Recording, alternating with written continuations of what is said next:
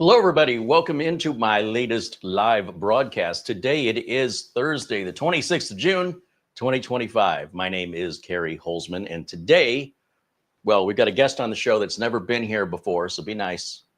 I wasn't telling you, I was telling me to be nice.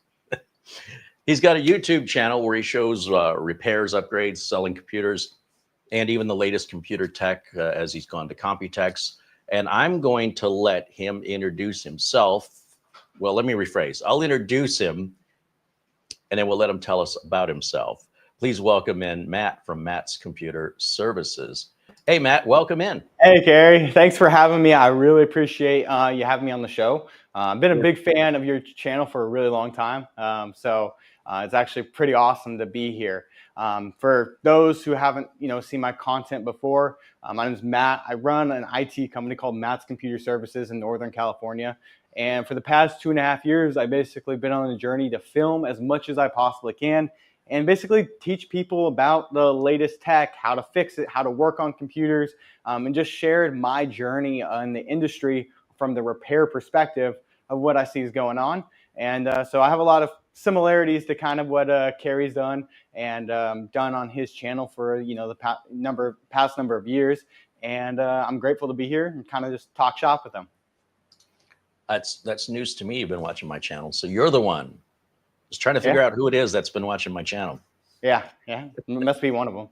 So 2.5 years you've been doing this, where you're fixing computers, or tell us a little bit about how all this got started and more detail. I started my first IT repair company. Actually, I was in middle school. I started. I had a friend of mine. Me and him were kind of into computers at the time. We were in about 8th grade at the time. We were really messing around with them, and we ended up running into a situation where we had a teacher that dropped a hard drive, and she wanted to take it to Best Buy's Geek Squad, and they wanted to charge her a fortune. We're like, well, we could figure out, there's a couple tools we can try. Figured it out, what we need to do. We're able to get some of the data back that she needed for the project that she was working on. And then actually off of that, basically a business got built off of that, and I've been doing IT work since.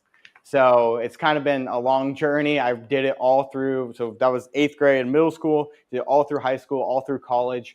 And basically I've had a repair company. I was mobile for the first 8 years or 7 years. I basically traveled to people's homes, traveled to businesses, and did everything on site. That was pretty much my go-to way to actually,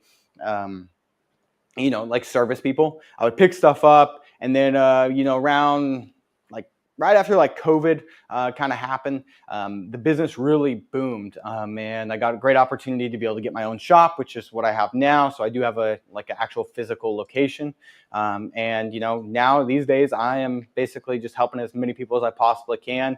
I realized about 2.5 years that at some point you can only reach so many people in your local area. And that's when I started to make videos. At first, I was just making silly tech videos.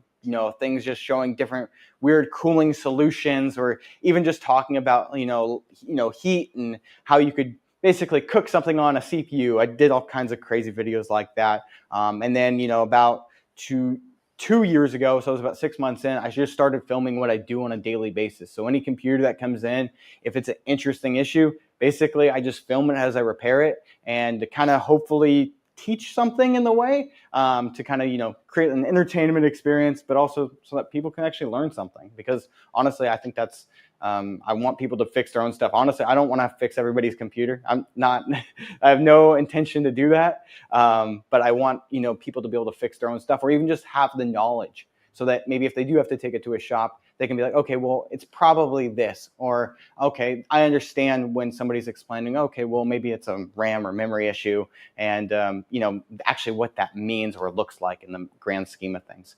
So definitely, that's kind of been my journey with it. When it comes to both content as well as the repair company, and it's been an amazing experience. Well, and this is why I wanted to have you on, because I saw a lot of the same values that your motivations and your values are very similar to mine, in the sense that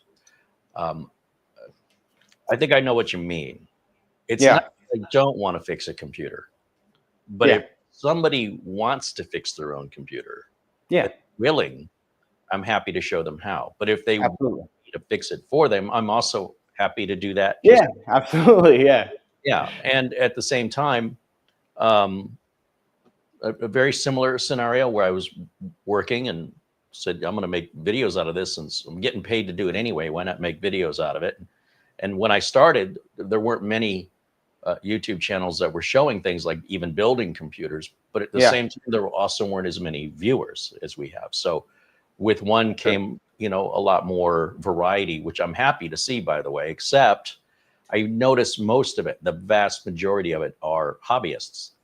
True. And not that I have an issue with it, but there's a very big difference between what you do for yourself and your friends and then That's what true. somebody pays you to do with regards to what you're held accountable for, being reviewed, dealing with somebody who's upset, things of that nature. So I've been scouring YouTube looking for other folks who are actually working and getting paid, not just sitting on a couch offering advice that they're not ever held accountable for and doesn't Yeah. come from any, at least recent experience. And so folks like you, folks like myself, there's a few others out there. Ask Your Computer Guy Scott, as well as Doug Betts, as well as why am I forgetting? There's one other one, but I'm sure there's some more out there. And as I Yeah. find them, I'm trying to bring them on because I feel like we're outnumbered by the enthusiasts, and I'm just trying to Absolutely. balance that scale a little bit. Yeah, it makes a big difference when you're dealing with somebody else's hardware compared to when you're talking about your own. And I think sometimes even just like the recommendations you give to people is also fluctuated in it, right? Like um, and I'm from my experience of dealing with things, you know, the recommendations I typically give, like in a particular video of a product or something that I want to showcase, often is stem from the fact like, okay, I've seen this been deployed, used, and have had experience either working on it or fixing it. Like, okay, that makes a good product. So I think that's kind of a different perspective, and I think it's good to have both sides of the industry. I think it's good to have the enthusiasts on one side talking about the latest and greatest hardware, what their experience as the maybe more the end consumer, but it's also kind of cool to see the middleman's perspective, which we kind of play a role in, where we're dealing with both ends at the same time. We're dealing with the end consumer, and we deal with the companies and the product releases and stuff like that as well. That's a good point. My only, I guess, where I get hung up is the imbalance. If I do a Google search or a YouTube search on how to fix a computer, I will Sure. likely find 8 videos from enthusiasts who maybe, Sure. or 2 videos from professionals who then, when they're offering their advice, they're doing so as though they were talking to a customer with the same sort of concern for liability. They're not going to be telling you necessarily to go edit a registry or download some third-party utility. Not likely. If they've been in the industry, they know better. Whereas an enthusiast might say, oh, you'll be fine, don't worry about it. But then if there is a problem, well, it's not my problem. It's not my fault you listen to me. Yeah, absolutely. So I just want to see a little bit more 50-50. So if I search and I get 10 videos, I'd like 5 from professionals and 5 from enthusiasts. And it's like, it's just way off kilter. So I'm trying to do what I can to raise awareness to people that I respect, that I identify and relate to, that have a very similar understanding of accountability and are actually doing the work they're being held accountable for and getting paid for. Yeah. So you mentioned how you got started. Yeah. And are you working only on Windows machines, or do you do Mac or Linux or anything else? It's about 90% Windows. And then the other 10%? 10%, it's like 8 Mac OS, 2% Linux. I mean, it's very, it's usually very specialized projects or companies that need particular operating systems for, but most of the time it's pretty much everything for most of the businesses I serve, which is probably the primary revenue or a primary revenue source for the like a repair side of the company. It's all Windows. pretty common. I'm looking over here in the chat. Well, you say you've been watching for a while, so you're familiar. We have a live interactive chat room during our live Yeah, videos. absolutely. And I always encourage folks watching, if they have any questions for you or I, or computer issues they're trying to resolve, to speak up in the chat. And if you see me looking over, I'm looking at the chat room. No, yeah, I'm looking at the same thing. I got it right here. And if you see anything on the chat room that you want me to that you want to address, just tell me, and I can put it up on the screen for everybody. Sure. Yeah. I saw one from Viper King on mine. He was asking about the Fantex Easy Fit system. It's right there behind me, actually. So I haven't had any problems with it. Let me get that widescreen shot. Let's go. So yeah, this one right here, that's the Fantex Easy Fit system. It's basically like a DIY custom water cooling kit. Super easy, uses shark bite fittings. Really simple. Haven't had any problems with it. I think the only thing I had when I first put it together was I had one fitting that was just a little loose, but besides that, everything has been great. So it's been great to have. Yeah, that's something I refuse to do. If it's I don't do very much for customers. Because customers don't want to take care of it themselves. And that's so you do it for just for yourself. I do it for myself, or like I will service somebody's if they did it originally. And as much as I would like to do more of that stuff for customers, most people don't want to do the service that's required for it. Because when you do custom water cooling, realistically, you can't really let the fluid sit for more than a year. But most people that I see that end up getting them, let's say they buy a pre-built with custom water cooling, they almost always end up in the exact same situation where they bought the machine, didn't realize that they had to service it, and then they get 3-4 years in, and the system's the water cooling stuff's completely destroyed, or they just don't know how to care or maintain it.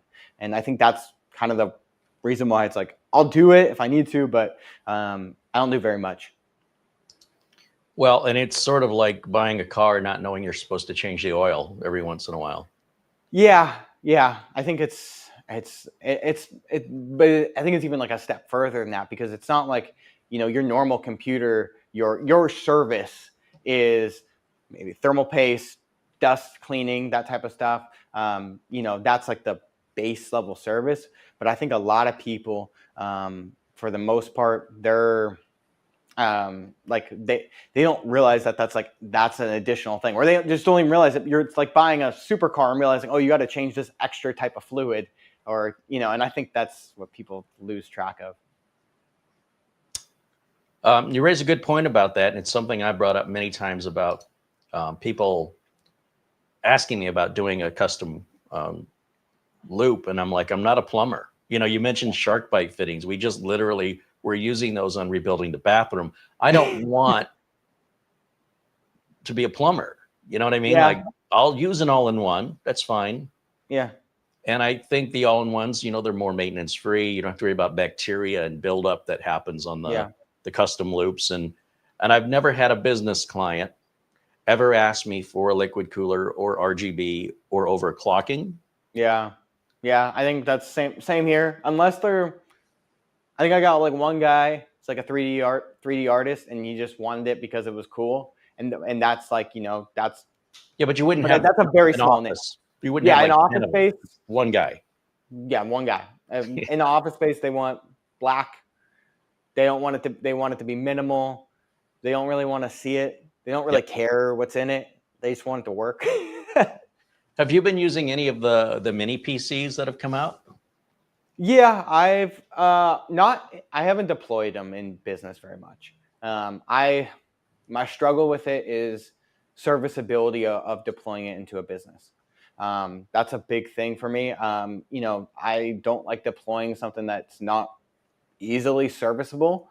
So unless it's like a very unique situation, I'll do them for like signage and stuff like that. But for like a general office computer, there are plenty of good options out there. I'm not the biggest fan of having them, as a workstation replacement, even though they probably are powerful enough to do it. Yeah, they're not really serviceable in the traditional sense, because you don't really need to service them. Like, for me anyway, the way I see it. And it depends on the client and what their needs are. Yeah. But most of my clients, they open Word and PDF files Sure. and Gmail and all that other stuff.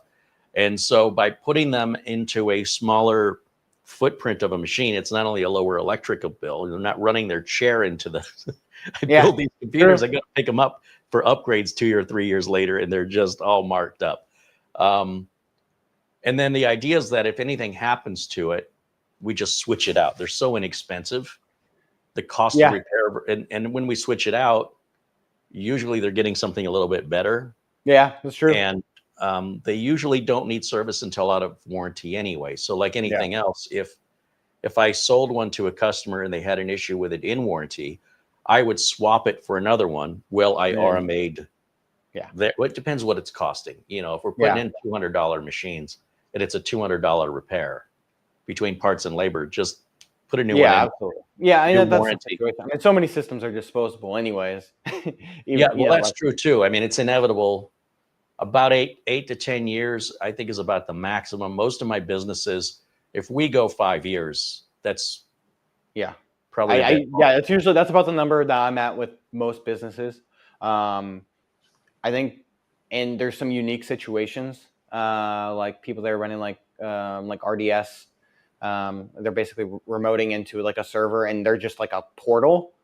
Besides that, pretty much every other company like, if they're a business, I usually say like 5 years, you need to either, you basically need to replace it. I mean, sometimes there's businesses where like we have people in the field where we can kind of transition it to like more of a field operation where they don't need the speed. We'll move them out of the office at that time frame and kind of just like slowly trickle them down if we need to. But typically at that 5-year mark, you start losing the value because, businesses, the time is so valuable, and, you're paying your employees, X rate. If it takes them, significantly longer to go ahead and work, or there's going to be downtime because you're dealing with a system that has, that's going to require more service, it's definitely a lot harder.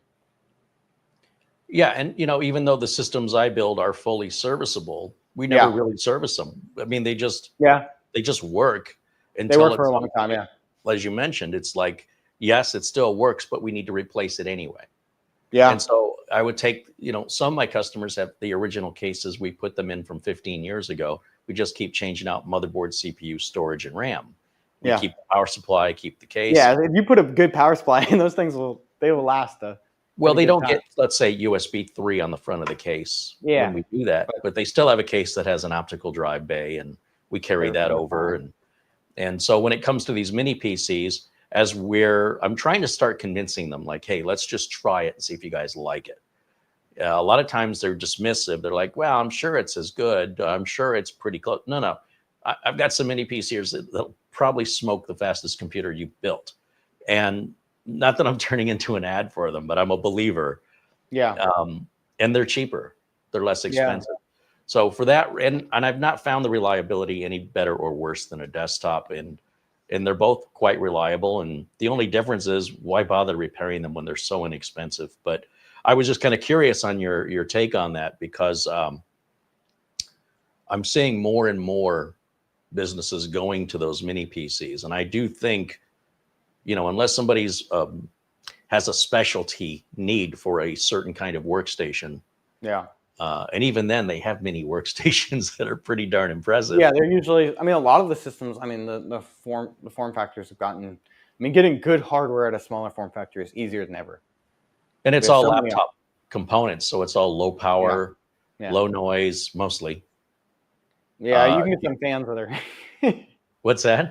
You can get some fans that some jet engines in there. Oh, yeah. And I find it, the issue can be with some no-name brand manufacturers that, some AliExpress purchases, if you will. Yeah, they're slapping them together with different parts in each one. That's something I've come across. Is like some of the no-name brands of like the mini PCs, like they'll just, the quality of the drives or the quality of like who they choose to use, like it's just one. You'll buy 5 of the same, or 5 of the like same machines, and if they're not all in the same batch, they'll be shipped with different technically configurations because of, Yeah, different you drive might have company. Kingston RAM and Kingston SSD in one, and then you'll Yeah. have some company that makes the SSD that you have no idea who it is. And You've you're never like, heard of. I had one from there was one from a pre-built company a couple weeks ago. And it had some SSD I had never heard of. And like, even the video did pretty well, and nobody had heard of it in the entire, like, in all the comments. There's probably like 1,000 comments between the video on all platforms. Nobody had heard of it. And I was like, that's very interesting to see something that's that rare. Do you do any repair on laptops? I do. Yeah, I do laptop repairs. As long as there's parts availability. That's the biggest struggle. And Because what about like networking or NAS stuff like that? yeah, so for the business side, yes. So I'll do deployment and service. But again, that's a smaller portion of the business, I would say. I mean, most businesses need pretty small network infrastructure that I service. Most of my businesses are small, medium. So Yep. they're usually, 5 to 50 employee businesses. So that's like, their infrastructure is pretty small on that side of things. You're based out of where? Like NorCal, so Bay Area. Okay. Well, that's a great place. I'm not a big fan of California, except Oh, I'm not either. Yeah, there's a lot of it's a lot of good and bad. San Diego, LA, San Francisco. No, thank you. But Monterey. Monterey's beautiful. Oh my gosh. Yeah. Worth I'm like an hour and a half from San Francisco east. So you're close enough. Yeah, I mean, I'm close enough to get to the airport. And that's I don't go over there for anything. Well, I'm else. sure it gets more expensive to live the closer. Oh yeah, no, if you're in the city or in that area, I mean, there's you're talking average home, a couple $1 million in some of those areas like that. And a small home at that. Yeah, I know, it's not big. I mean, you're talking right on top of each other, condos for $1 million. And then you got to figure out how to pay for parking too. Yep. Yeah. That's not. No, I'm in like a farm town. Like, these days, there's a lot of people that moved out here, but it's basically a farm town. We grow most of the corn for California out here. So wow. Okay. We're kind of out quite a ways, but there's a good amount of business because of the industries and stuff that are out here. So well, yeah, with California, when you get to that area, I think it's almonds, pistachios. Yeah, so that would be a little further east, a little southeast of, and then artichokes in Castroville. Yeah, Castor. I can't remember the name of it. Castor, huge, just nothing but artichokes. Yeah. For us, we're corn and U-pick farms, so like cherry farms. So yeah. So the city I'm in, like, we just got named like the U-pick capital of the world or something like that, because everybody comes from all the Bay Area. They like all drive out here, right around Memorial Day, and there's just thousands of cars, people trying to pick cherries. It's amazing they'll all work for free. Yeah, absolutely, and charge double. Exactly. Yeah, well, you and I are in the wrong business. Are you doing this full time, or is this like a side hustle for you? No, it's full time. I mean, the computer company is full time. The content is more of a side hustle. Sure. Yeah. As it should be, in my opinion. Yeah, absolutely. I mean, it's really nice because it's good diversification in this particular industry, where you have a lot of, I mean, there's a decent amount of fluctuation when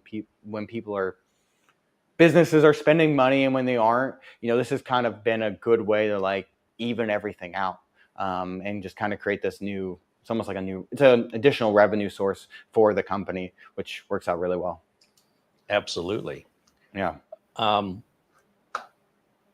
want to look in the chat. First of all, I want to say hello to everybody joining us in the chat. I see Dustin Fuller and Eddie Casanova, Lou Greenia, Barry Klein. There's Peter Laycock joining us from Scotland with this $10 super set. First day with my new lips. Yeah. £10 super chat from Buster. He's Peter Laycock. He joins us from Bonnie, Scotland, where he says the temperature in Edinburgh right now is 57 degrees Fahrenheit or 13.8 Celsius. That's a little nippy. Barry Klein says hello. There's also Thomas McT, and I see Sean Skinner, and Andy W6AD says hello. I also see Tim Davern, and taking a look here, James Prezi and Picard say hello. Ben Laird also joins us from Scotland. Patrick Manny says hello. Scott joins us along with Alan with a Y. And Tweaks says hello. Flashy Singh says hello. Richard DeFries joining us. And I'm just trying to scroll through these as quickly as possible. Looking for any questions as well. If you have questions for us, this is a great time to ask. I just didn't want to be rude and ignore all the viewers, so bear with me. Oh, absolutely. No, it's all good. I'm happy to Gaines, have everybody here. I appreciate everybody coming by. Mark Gaines joins us from Northern Ireland, and I see, there's previously mentioned Viper King and Nicholas Barlow saying hello. We also see John Williams and Marsman 50. There's a $20 super chat from our friend Gregory Howard, watches us from, I think it's Ohio. Hello, Carey, Mara, Matt, and all in chat. Weather is a stormy 91 with humidity in Western Ohio. I remembered. John Williams mentions that he just updated the BIOS on his Gigabyte B450M DS3H V2 motherboard and noticed Secure Boot is off again. Have to go back and enable it. Yeah, that's no big deal. Sasha Smith says hello. Matt wants to know, how do you know a water cooler needs to be changed? Is it a time thing? You're pointing at something. Hold on, let me get you full screen. Oh no, I was turning something back on. It kicked off. But yeah. But yeah, water cooling. Well, if you're talking about AIOs or if it's custom, but I'm assuming they're probably talking about an AIO water cooling setup.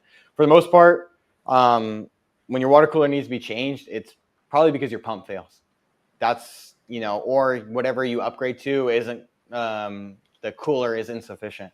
For the most part, you can kind of run them until they're just about done, or you see temperatures significantly increase, or maybe you're getting a loud noise because you're getting a lot of air, because they do have a little bit of evaporation that does occur. They use those dark tubing typically to avoid a lot of the evaporation that takes place in like traditional like custom water cooling setup. There's a lot of evaporation that happens, but on those ones there's very little bit amount, but over time you'll start to lose a little bit, and once you get those air bubbles, that can sometimes create some like additional noise, and sometimes that can be a sign of a time to go ahead and service your unit or get it replaced. And then with regards to like a custom loop, should that just be done annually regardless, changing the fluid? So well, it depends on your fluid type. So from my experience, it all depends on your fluid. A very simple like clear type fluid, typically about a year.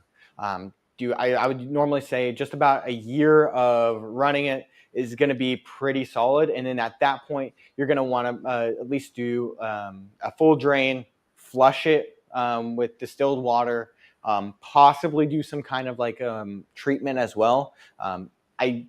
You don't necessarily have to do a full detail cleaning after a year with a clear fluid, but if you are doing like a show fluid, I'm not sure if anybody here's seen fluids where all of a sudden you have you've seen like the fluid where it looks like it's almost like alive in there, because there's actually like particulates, or solid fluids that have like pastel colors. That stuff falls out. It's a really common occurrence where basically over time, because of the heat, the actual water and the coolant dye or pigment that they add to it will actually separate to the bottom, and that will start to clog things in your loops.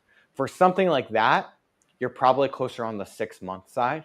If you're going to do something like a pastel or show style fluid where there is like extra particulates inside of it. And even some of the companies like Primo Chill has their, I think, View fluid and that stuff. They basically say, I think they only recommend having it in your system for like 2 months at a time because it's really designed to like take it to a show it off, and then change it. Or like a true enthusiast, you're changing your stuff all the time. That's crazy money there, and a lot of labor. It is a lot of labor, a lot of time. Rick Lates in our chat room contributes $5 in super chat. Thank you to Rick joining us from Minnesota. Now let's get to the nitty gritty. Sure. One tech to another. Yeah. If you don't want to answer any of these, or you don't have an answer, we'll just pass. Okay. Okay. I want to know. You ready? Yeah. Intel or AMD? Right now, AMD. Why? Because reliability. I have a little kind of a trust issues. I don't know how many 13th or 14th generation CPUs you've had fail on you, but not a single one. I've had 8 or 9 in the past couple months. And were they're they all overclocked? exact same. What are you saying? Were they overclocked or overvolted or? No. They were standard pre-built systems. People had no idea they didn't know that they needed to do the BIOS update. The BIOS update also didn't fix the issue. Like that's my problem. The thing is the BIOS update, all it technically did was prevent new damage. Right. But so like if you had I just was talking to a guy, we've changed his CPU twice because he had a very early 13900K S, I think, failure, and we replaced it, got it warranted by Intel. They sent a 14900K because they didn't have the 13900Ks anymore. So they sent that. This was all. Then he had that system for maybe 6 to 8 months before. 6 to 8 months before that BIOS update happened. He had done the BIOS update even, and by the time that was done, everything was fine for another like 3 months, and then all of a sudden it poked its head again. And then all of a sudden, same exact issue that he had before, exact same instability problems. And typically what I've found with the instability problems, and I have a video, I'm working on it right now, but what I found that happens when the instability problems happen is it's typically a disconnection between the CPU and PCIe interface, which causes typically the pretty obvious sign is when you can't reinstall Windows. That has been the biggest giveaway because people will they'll try to fix it themselves, and then they go to reinstall Windows. Every single time that you try to reinstall Windows, blue screens. Fresh copy, blue screens. Turn off XMP, blue screen. It doesn't matter what you do. You can try on a different drive. You can try everything. The only thing that makes a difference is if you change that CPU. It's been a crazy event where, although I have systems that have Intel processors in them, there's 2 of them right here. Those have Intel systems. This one is AMD. One of my workstations is an Intel system, but right now I'm like 90% of the time I'm recommending AMD right now because of that. Because of just these crazy instability problems on those two processors. The new ones have been pretty good. The Core Ultra stuff, it's not competing on the highest end, but they're heavily discounted right now and are not that bad of a value. What about the AMD chips that are burning up? Do we give them a pass? No, I wouldn't give them passed on it, but I think that's also, or at least from what I've seen, it's on the motherboard side. Most of them have been associated with the ASRock motherboards. I think True, but it's still AMD's fault that they shouldn't. You should have. Well, I'm not looking for fault. I guess I'm just saying, and I'm not picking sides. I'm just trying to be the devil's advocate. Yeah, no, I think I will. Yeah, there's problems. There's definitely problems on the AMD side too. But I think I like that Intel extended the warranty to 5 years on those chips. Yeah, worldwide, doesn't matter where you are. Yeah. And one of our viewers they're living in, I don't remember what country, somewhere in Europe. And they were wondering, what should I expect? And I said, well, I don't know, but Intel, it's an extended warranty. It's one of the best warranties on any CPU you could buy. Sure. They It's not different depending on where you live. It's 5 years worldwide. Yeah. So send it in and you tell us. Well, he says the minute he sent it in, like within 2 days, he got his replacement. Everything's back. Yeah, I know they're replacing them. That part, I'm happy that they did that. They handled that part right. I think that the hard part was they denied it for about 6 months. Well, that's Like they said it didn't exist, and well, they didn't say they it were didn't exist. skeptical. They said it wasn't. I don't know, maybe they just didn't have the fix. Like Here's the there was problem. a period of time where there was like it felt like they were almost denying the reality of what was going on. It was a pretty complex scenario, right? So you get these complaints trickle in, and you wonder, is this user error? Yeah. And then you had 3 different problems they discovered. Yeah. So that discovery took a long time, and as they researched it, sure, one would argue that this should have been done in quality control. Yeah. And they absolutely screwed up. They know they screwed up. Oh yeah, they definitely. And I'm not here to defend it, but at the same time, I've built a ton of 12th, 13th, and 14th gen. And let's face it, 14th gen is a lie. It's just a 13th gen. Yeah, it's 13 copycat. Besides, I think that's all it is. There's no new node. Different. Yeah, it's not really a new generation at all. No, not so it makes sense. Any problem the 13th gen would have, the 14th gen would have that problem too. It was a lie. So I'm not, beating on Intel's drum here. Yeah. I see good and bad on both sides. Absolutely. And I was just curious, like if I was a gamer, I would want the AMD for the better internal graphics. But if I was providing my own GPU, I don't know. I guess it's customer choice. It's all the same to me, I didn't like the 8000 series where AMD basically limited you to Gen 4 and said 95 degrees Celsius regular temp is fine. For the 8000 series, so that was the APUs, right? The 8600G. Yes.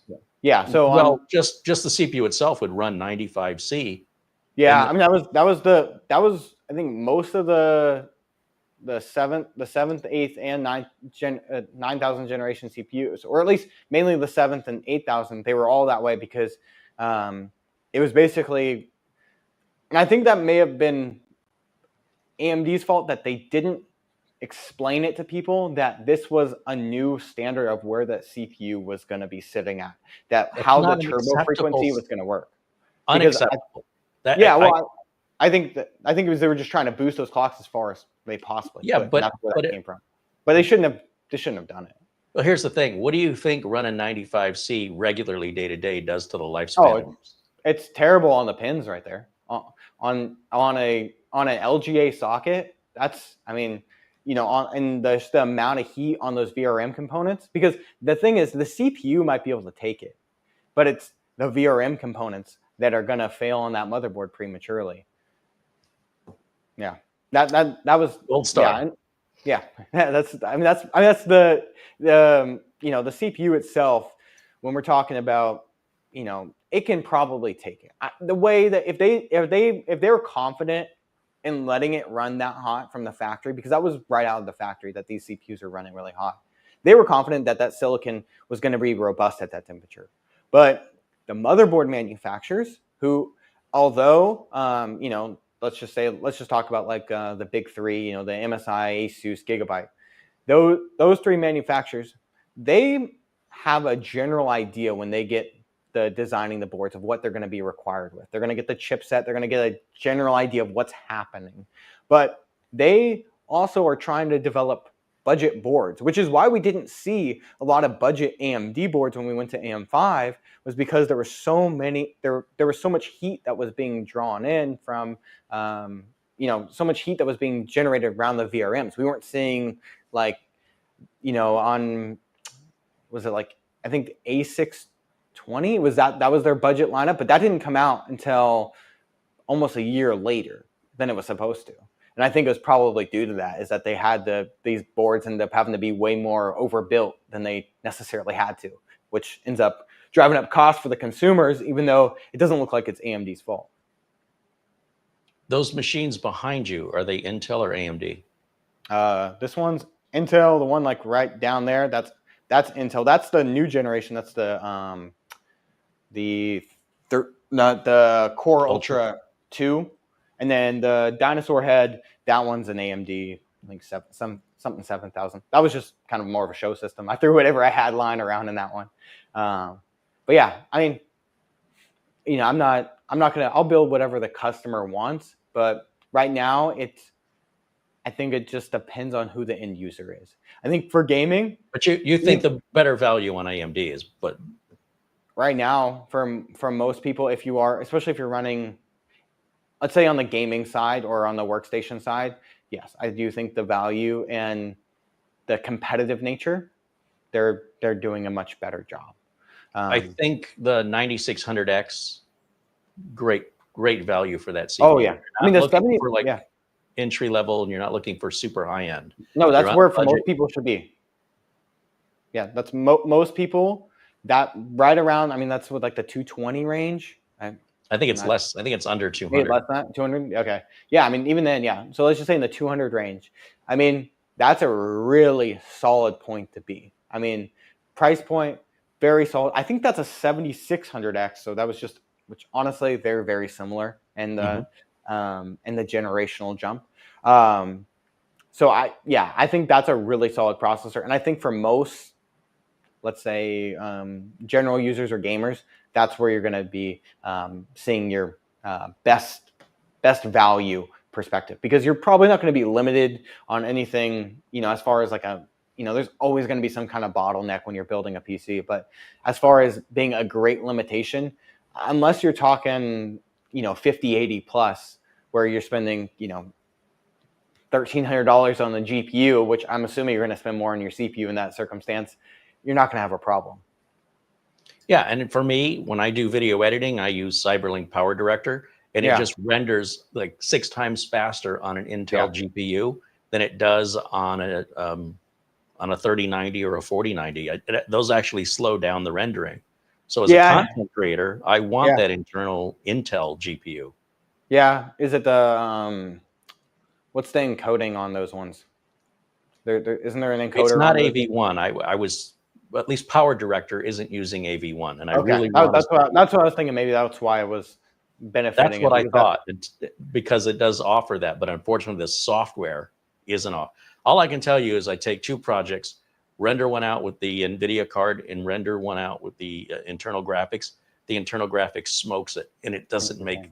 You'd think, oh, I just spent all this money. I wonder if it's a lack of optimization on the Cyberlink side, because if you were, let's say you were to switch applications, if you were to go to like a Vinci Resolve, or you were to go to like a Premiere Pro application. Is that what you use? I use Vinci Resolve. Okay. I look at Vinci Resolve and I just see like an airline cockpit. It's like buttons and dials. The way I do it, it's pretty dumbed down. Like, is it? Realistically, I mean, I don't make a ton of long form content, but when I do make long form content, I make it on Vinci Resolve.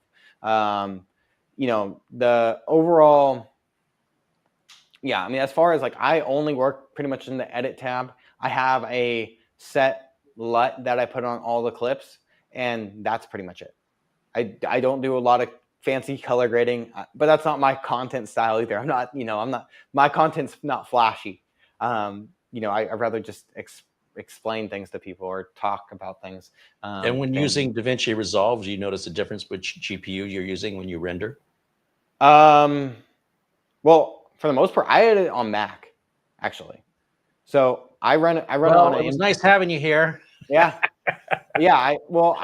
So Vinci Resolve runs really well on I think I have an M3 Pro MacBook, like M3 Pro Apple Silicon chip runs super smooth when it comes to Vinci Resolve. Like the performance it's better than most of my than my workstations in some circumstances.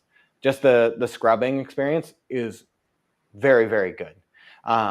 When I have ran it on my let's say my personal workstation, yes, running it on dedicated graphics, you will see a significant boost in performance. Vinci Resolve will take advantage of that encoding, and then it also takes advantage of a lot of RAM. Like it'll eat it up. it'll take whatever you give it, and just it'll run pretty fast. So Premier I think will it do just that. depends on the application you're using. But Mac is known for that, and I'm just like, okay. Well, yeah, I Fair don't answer, but absolutely. I'm not an expert. I don't know what I'm talking about when it I comes mean, to Mac. for like most of the time when I end up editing long form content, it's like a show. So like I was at Computex, and I wasn't going to bring, to get the equivalent performance out of like a Windows laptop. One, I don't think I own anything as powerful when it comes to the applications I needed to use. But two, the bulkiness was like, I can't take that. I'm limited to a carry-on and like in a suitcase with all my other camera gear. I can't take anything else. So that's kind of where like that value is really good when it comes to that. When it comes to the portable workstation, makes sense. Not a big fan of Apple when it comes to other things. And it's pretty much, and the only reason I even have that Mac is because I got an amazing deal on it from like a liquidation deal. And, I paid like half price for it. So I've used it since. I think I paid it was like a $2,200 Mac, but I paid like $1,200. So Well, that'll make you like it better. Yeah, of course. I'm like, okay, well, you compare that to a $1,200 laptop. Well, yeah, absolutely. Well, I want to pick your brain about Computex, but first, I want to go back over to the chat room. We have some questions. Of course. And Rick Ash wants to know, I have a 7-port USB hub, but only 4 of them work. Is there something I need to install? It's made by Sabrent. Well, the first thing I can think of is you may be pulling too much power if some of those hubs are split between USB, USB transmission back to the laptop and USB for charging. Sometimes that will be the circumstance. Oh. That's a really common one. Some of those hubs will require external power for those other ports to work. And also can be the USB version on your particular device. The bandwidth. Sometimes you can get weird handling between your USB driver for your particular output. Like if you plug into like a USB 2.0 port on one of those hubs, it technically should work, but I've seen weird behavior before. Maybe they need to contact Sabrent support just to find out. Yeah, I mean, they probably will tell you. And again, like I said, it depends on your model. Got another question, Fred Vandermeulen. I've heard some solid state drives that are M.2 that are already included with the purchase of a PC can only be replaced with the exact same. I've never heard of such a thing. You aware of anything? No, only thing, maybe, I mean, you may be talking about like the size of the drive. You may be limited to like a 2230, which is like the short, like M.2 SSD. The physical size, not the capacity. Yeah, physical size. Or if maybe it's an older machine, I just had a machine the other day where somebody was trying to update their Dell desktop, and that they bought an NVMe M.2, but that motherboard only supported SATA M.2 drives. So right. So if you put an NVMe in there, it's not going to work. Not going to work, and it didn't show up, and that was the whole situation. But that may be the case, but for the most part, NVMe M.2 drives are pretty robust across the industry. Yeah, and I'm not aware of any specific manufacturer that requires any other specific manufacturer for RAM or storage or even power supply. Scott wants to know, he has a question. When you make a custom liquid cooler, do you have an easy way to change the fluid? Absolutely. So typically, if you're going to do custom water cooling, you're going to want to put in some kind of drain port. So typically, the lowest point of your loop, the best thing, I mean, it makes it a nightmare if you have to service one without that.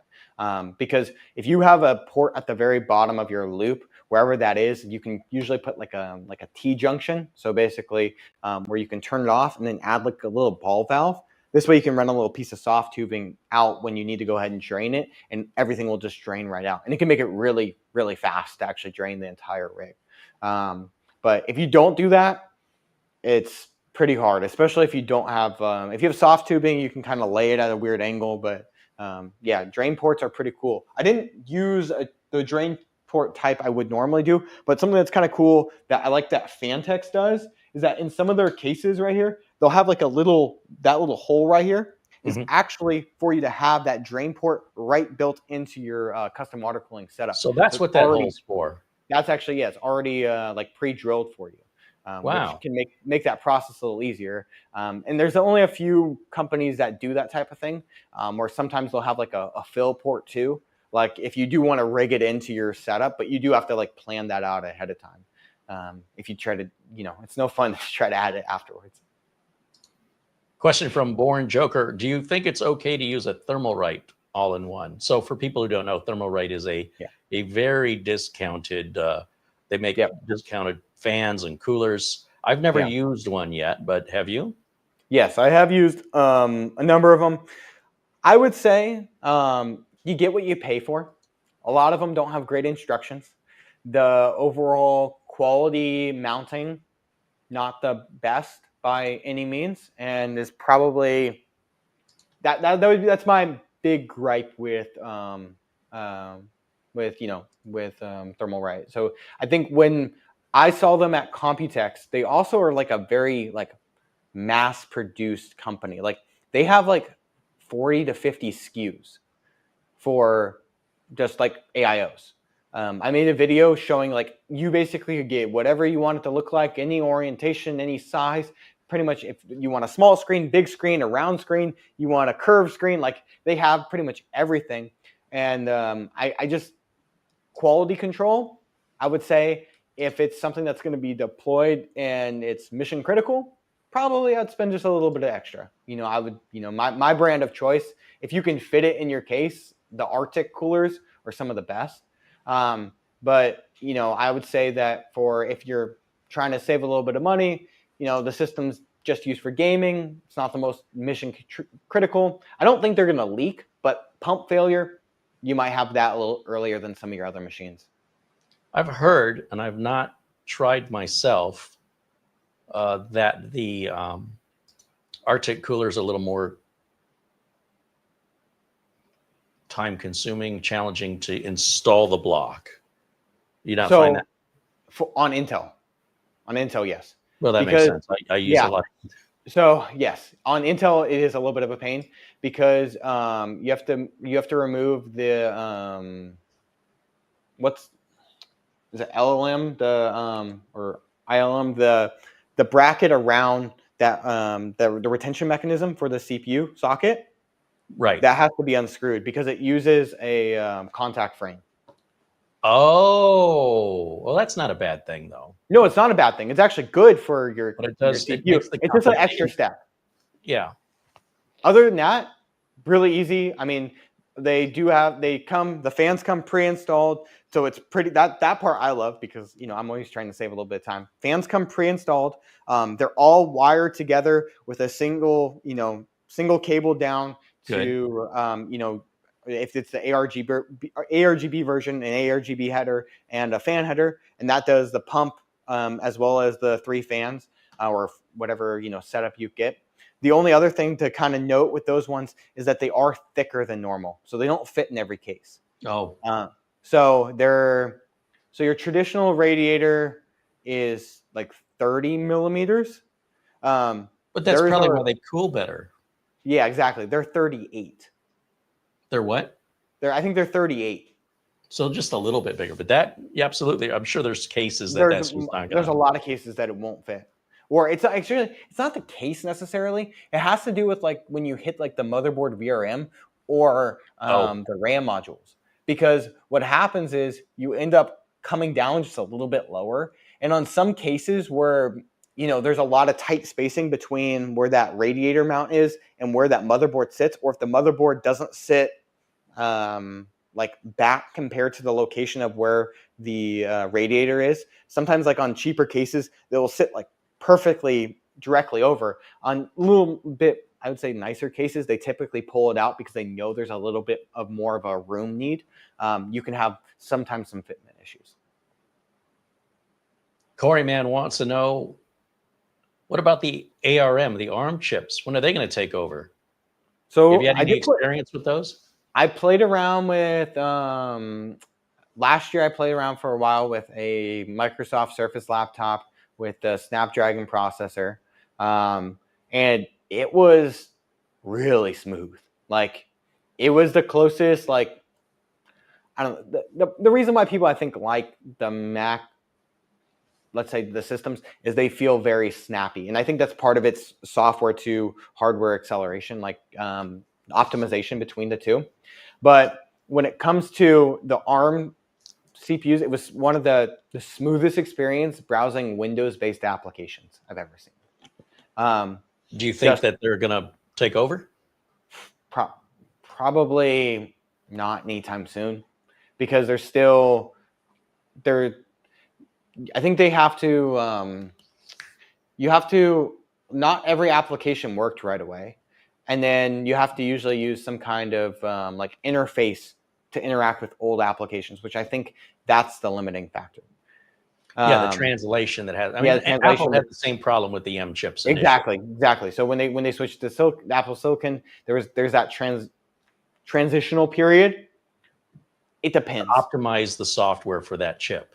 Yeah, and I've talked to people that work at Qualcomm, and they're really confident in it. But and these aren't people that work like for the company, but that work as like suppliers or work in like relation to them. They're like really confident in the technology.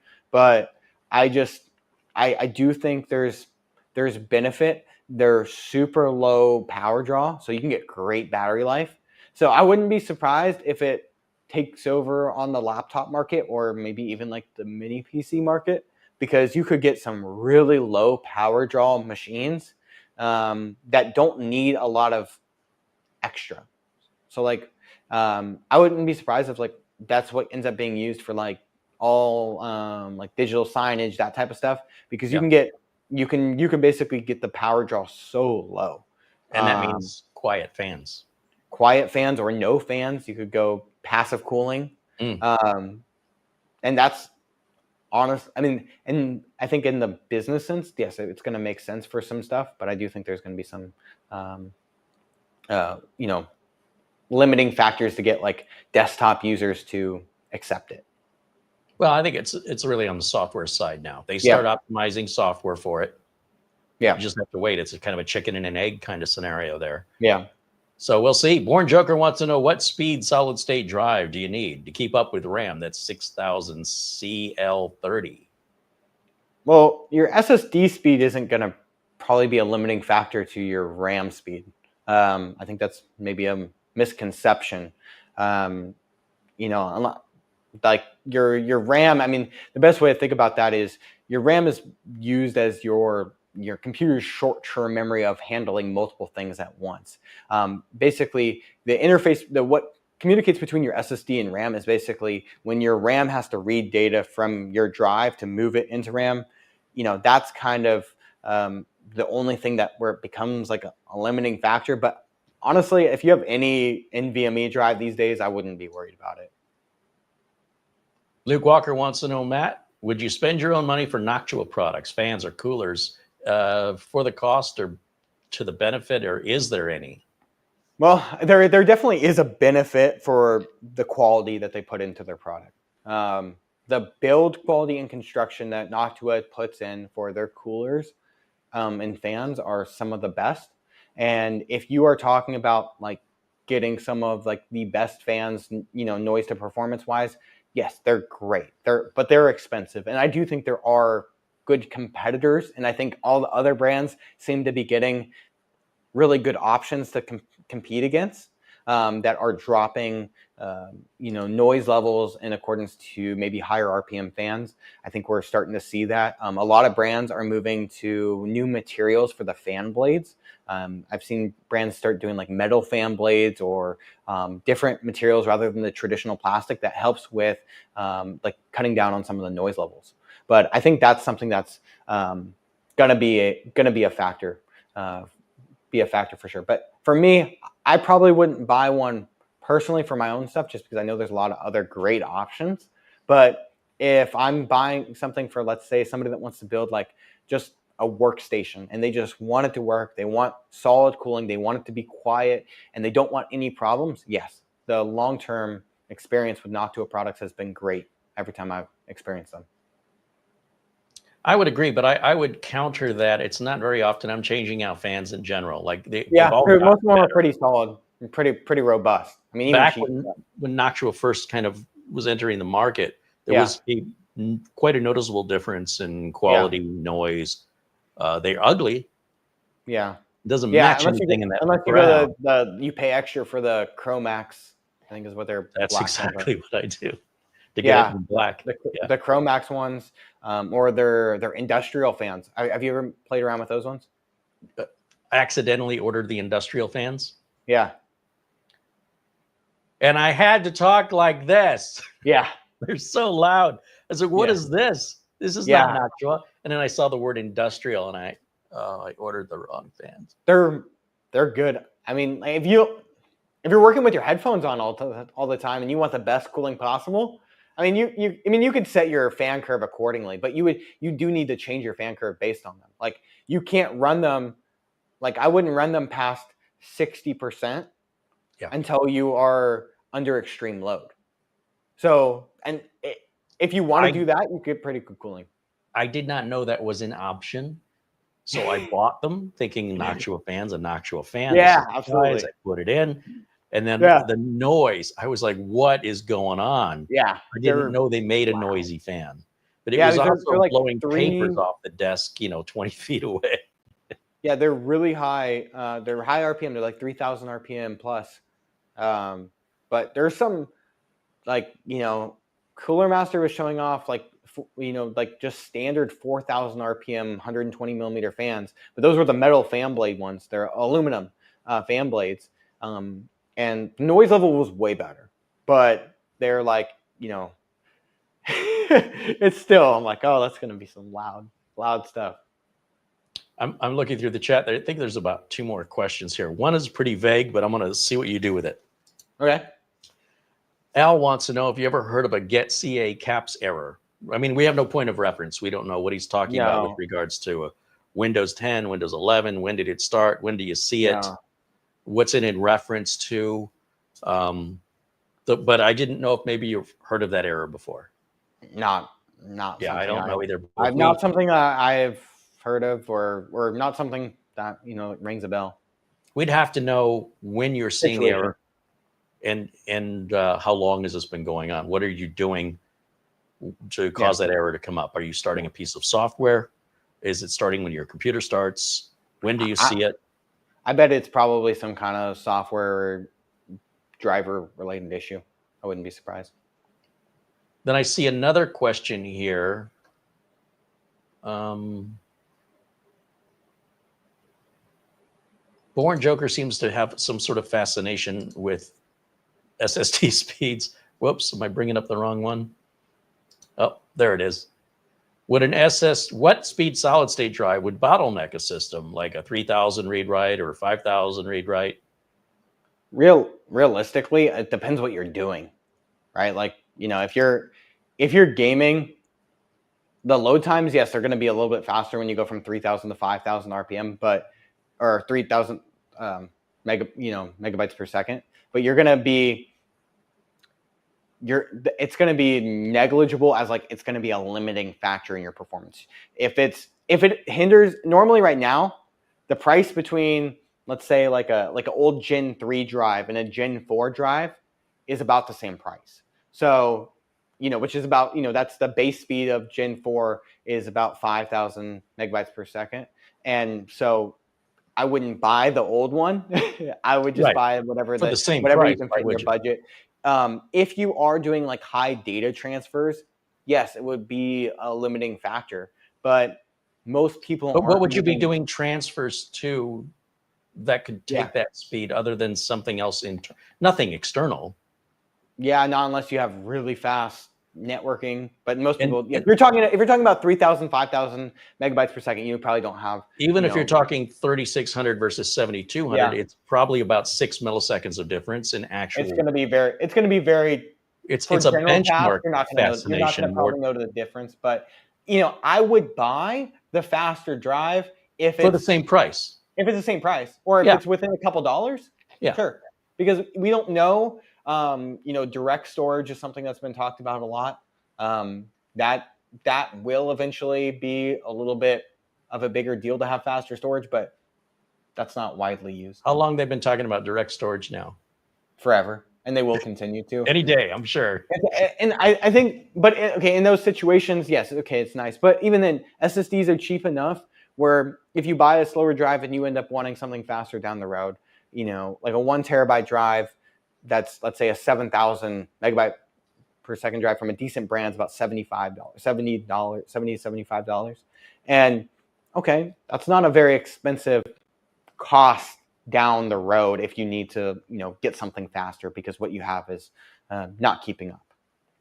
That's a fair point, but I would struggle to find a human being that could actually show me that outside of a benchmark software, regardless. But the psychological effect it has.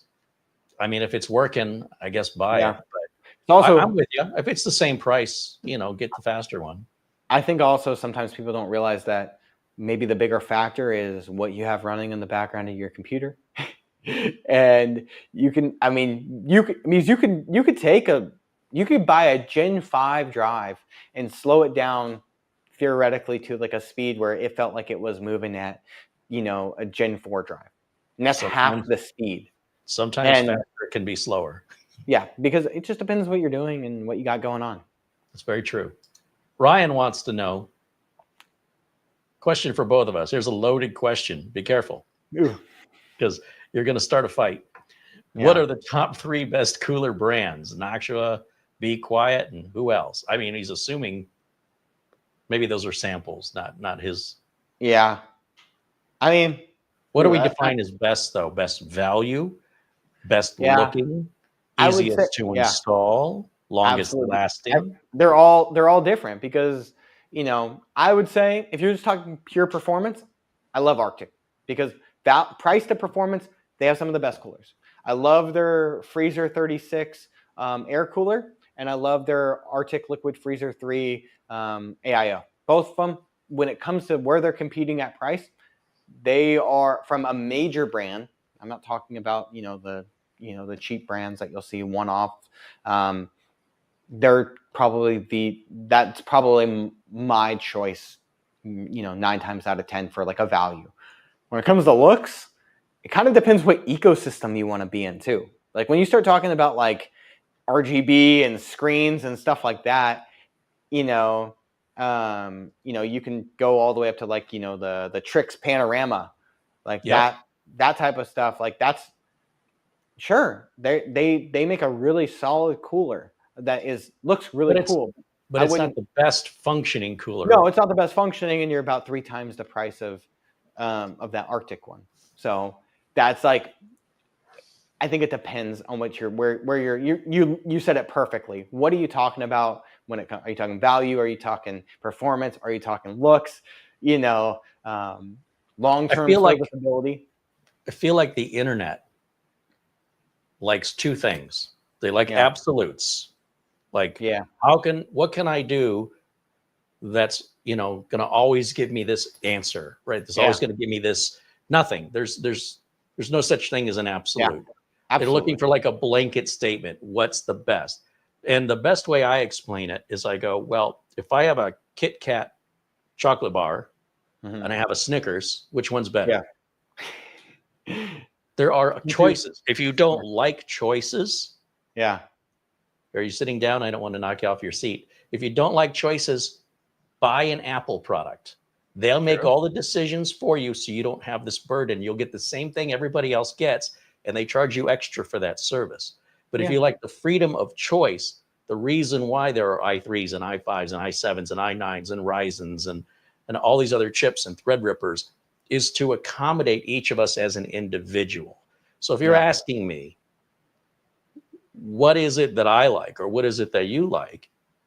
Your values, although I think you and I values are more similar than they are different, probably. But I don't know the audience, and I don't know the countries they live in and how the prices vary and the part selection. That's a big deal too. I see that all the time. I make a video. I say, oh yeah, this product at this price point is so good, and then they'll say, oh well, in my country it's 3 times the price of this other brand. I'm like, well, it's not worth that.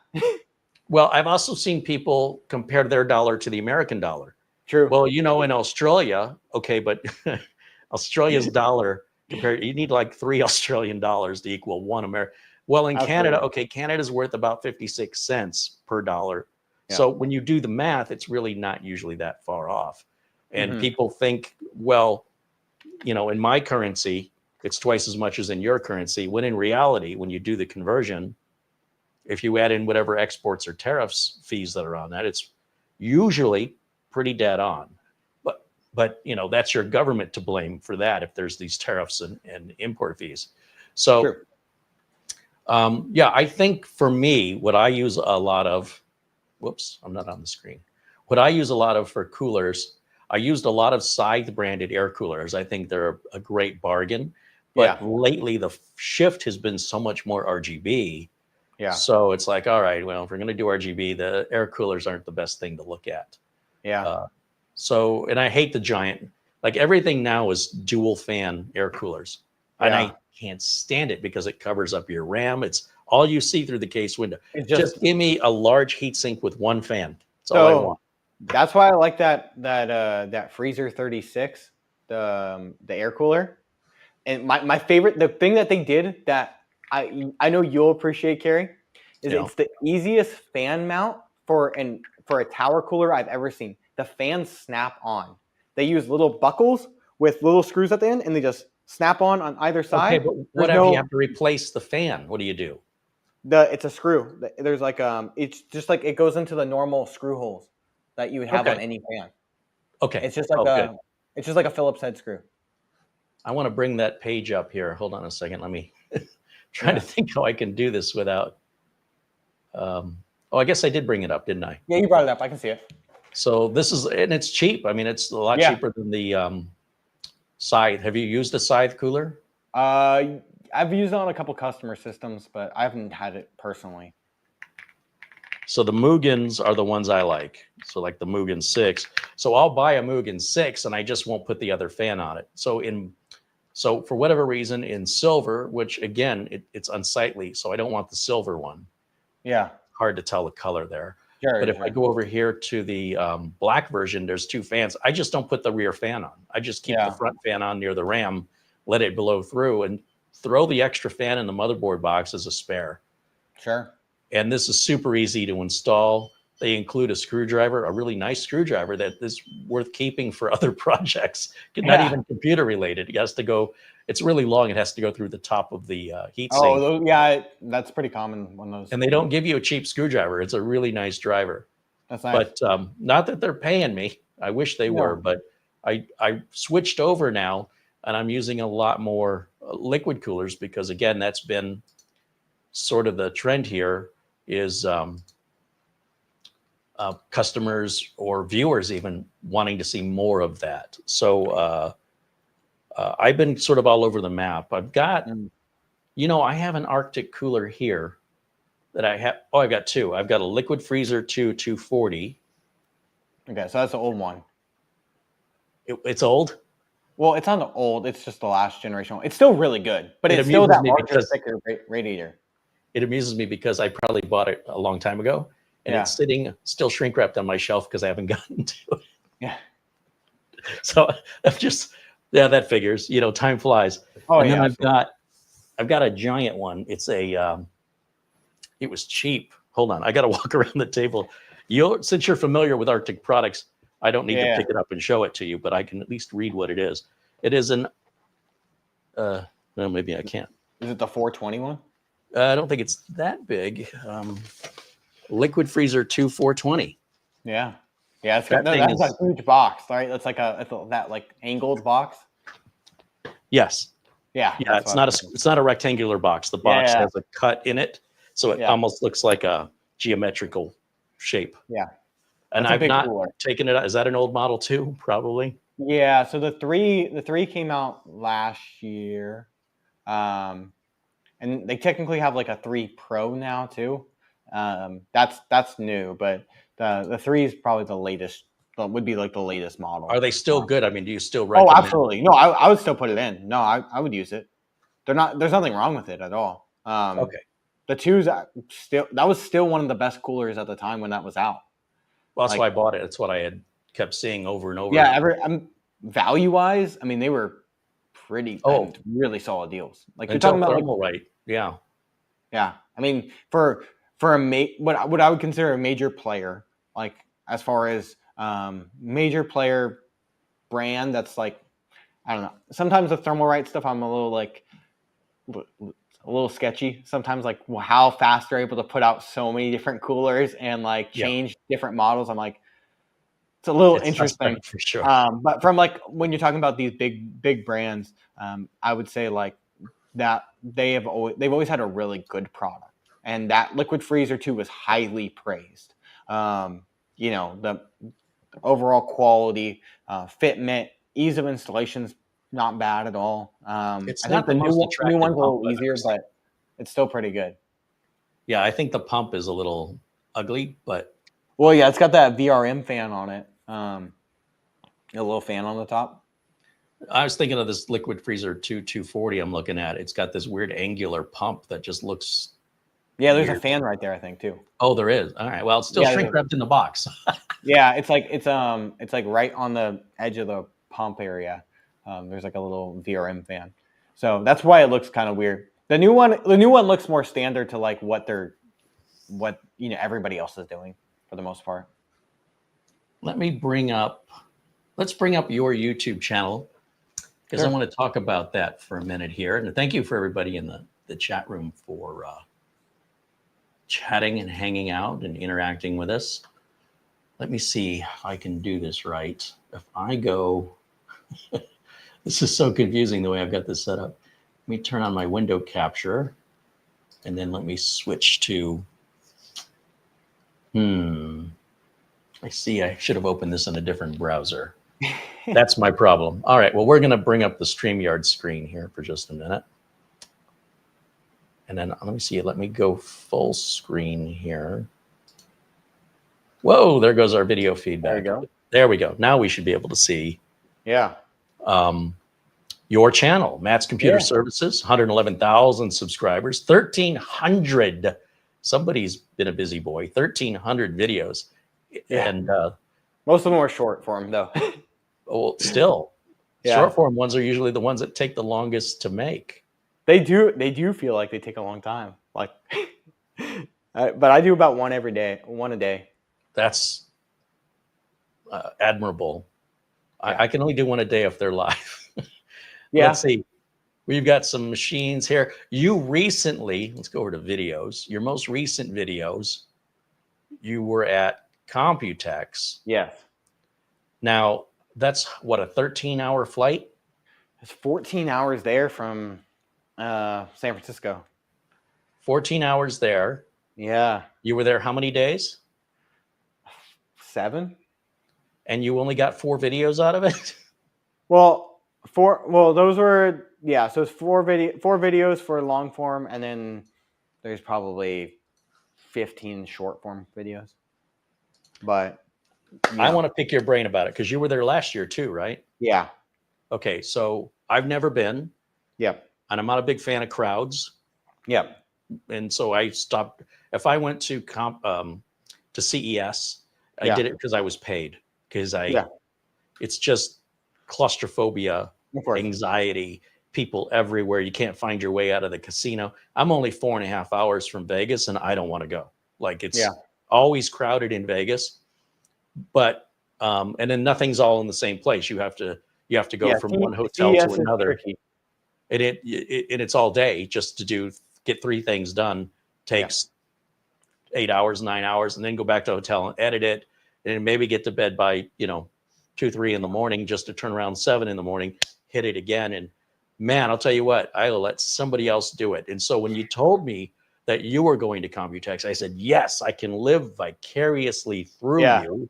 Yeah. Tell us about the highs and lows with regards to your experience and what you saw, the gear. Sure. I'll give you an example. The last time I was at CES, there seems to be themes. So initially, let me go back to the first time I went to CES. It was just a whole lot of MP3 players and a whole lot of televisions. And I'm like, okay, I get it. You know, I've seen enough MP3 players and televisions. Yeah. And the next year I went, and it was it's like two main things. You just get overwhelmed with seeing the same thing over and over again. And I would find one of the other smaller halls where they had the smaller Asian manufacturers that couldn't afford the main floor booth, and that's where they had all the weird, goofy stuff that was really the bizarre. So is Computex at all like that? Is it completely different? So the difference, so CES, from my experience, so I've done CES the past 3 years. Yeah, the past 3 CESs I've been there. CES is very spread out, especially for our industry. If you want to just see like general tech, yes, it's on the showroom floor. But the like companies that, you know, me and you deal with, and most of the people that, you know, are watching this, you know, live actually care about, those are going to be, let's say those are going to be companies, let's like the Thermaltake, the Asus, the MSI, the Gigabyte, those types of brands, they're all in suites. So they're spread out across the entire strip at different hotels, typically separate from the general crowd, because they don't let the general crowd go into their suites without an appointment. Right. That part that's kind of the pain of CES, is that you have to go everywhere because everything's spread out. Computex is kind of the exact opposite. All the brands are, I would say 90%, 95% of the brands are all within the convention center. They're on the floor. And they typically like instead of it being CES, it's Samsung, LG, Sony, like those are the big brands. Computex, it's MSI, Asus, Gigabyte, Acer, you know, those types of brands. Those are the headliners of the show. So, or, you know, NVIDIA, AMD, Intel, but that's where so 90% of the content, like at least for me, is on the floor area, and it's pretty much only hardware companies. CES, it's very, very broad. You're all consumer electronics. So that's really the big difference there. There were some companies that, yeah, of course, they were in their own suites and stuff like that, and I went to a number of those. And usually there's smaller brands that don't want to they're either smaller brands, or what they're trying to get out of that show is they're not trying to sell to like the public. They're just trying to get media attention. For instance, Fantex is a perfect example. Their appointments there were a majority themed towards media. Like they just wanted coverage of their stuff. So they had a private suite where you could film. There's only one creator in there, so you can basically make sure the audio is good and you can create as much content that you want with their stuff, which is really nice. There were some brands that did have some like extra suites that were like separate from like the showroom floor. You know, Gigabyte's a good one that they had like a separate little area. If you were, you know, creator type thing, you could go. But it is like it is like everything's together, which can be kind of annoying because it's, you know, it's nice because everything's together, but it can also be annoying because everybody's on top of it, like on top of everything. And if you go to the last day, they let the general public in. So I didn't even go the last day. This is my thing with CES and Computex. It's already being covered by somebody else. What am I going to do? Oh, you know, all these other content creators already covered the MSI booth. They already covered Fantex. Or they already covered. So because it's all together, find the little hidden gems like I can at CES. You know, for me, it's like, why am I just going to go there and do everything the same as everybody else is already doing for a 14-hour flight back and forth, and the cost of the hotel and the passport and packing? And no, you know, this may be just me getting older, but I think I was just born older, because never has that sounded like how I want to spend my time. I think you're right about it. It's really hard to compete with the larger media. You know, it's like I said, you know, my channel is, you know, is tiny compared to some of the people covering it.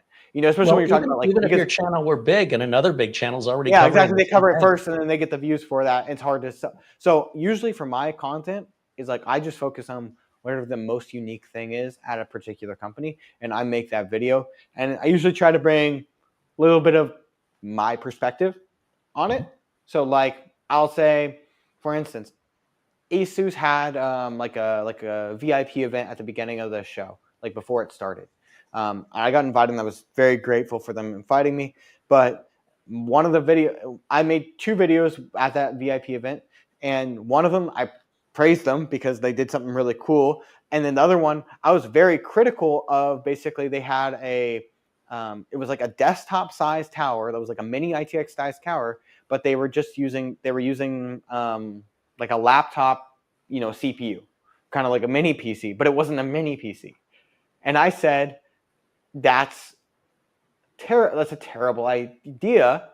And that I don't get that, because when I think about the serviceability, well, this is not a standard size. They weren't using a traditional cooler. The cooler was like heat pipes running to like almost like a radiator, but it went off to the side and was mounted on the back portion of the case. Did you And then ever? it didn't use standard power adapters. I'm like, this is like, I don't get the product. And that was my perspective on it. And, that video did pretty well because, honestly, I just wanted to tell people like, yeah, I probably wouldn't buy this. I probably wouldn't recommend it. It's also a possibility that product never hits the market too. So that's the thing. And I think that was like my perspective, or a lot of other things I like to cover were, I'm not sure if you've played around with BTF or not. Yeah. The back to front rear connect. So the last generation of BTF, the big problem was if you wanted the BTF GPU that Asus had, which is where the power cable goes through the power cable for the PCI or the 12+4 pin goes through the motherboard's power, instead of having like your own cable. The problem with that is that if you bought that GPU, you could only use it on a BTF motherboard. And so that was like one of my problems with it. Well, they fixed it, and I was praising them because I was like, well, what they did was they actually made that little section removable, and they overbuilt it where it could handle up to 1,000 watts of power through the motherboard.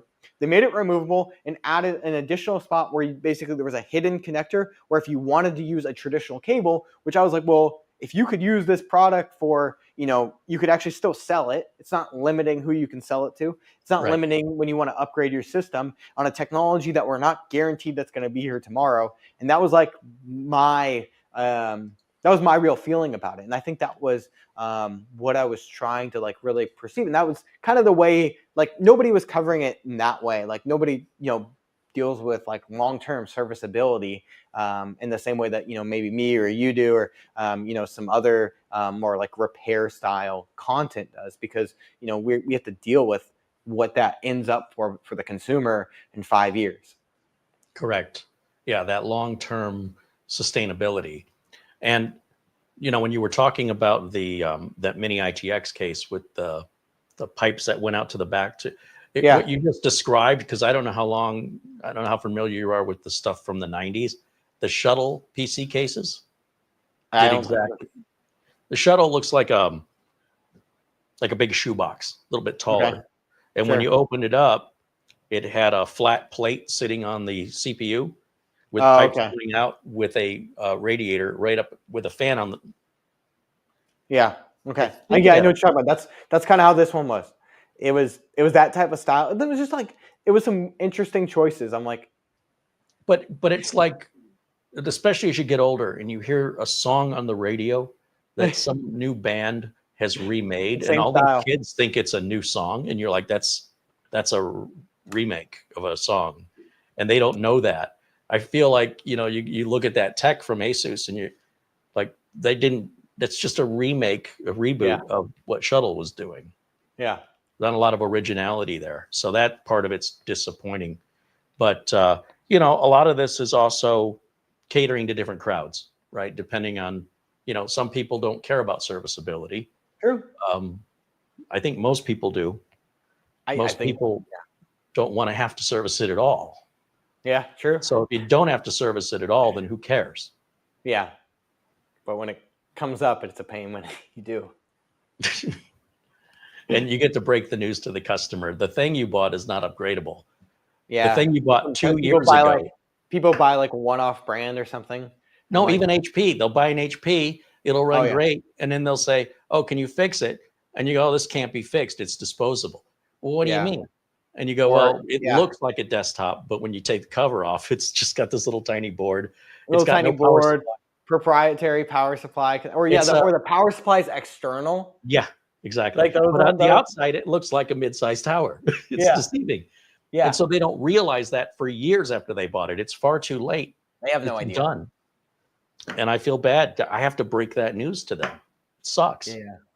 Yeah, that's definitely it's hard because, and like there's some brands that are like the availability of like part supply is almost non-existent. I mean, talk about laptop parts and stuff like that.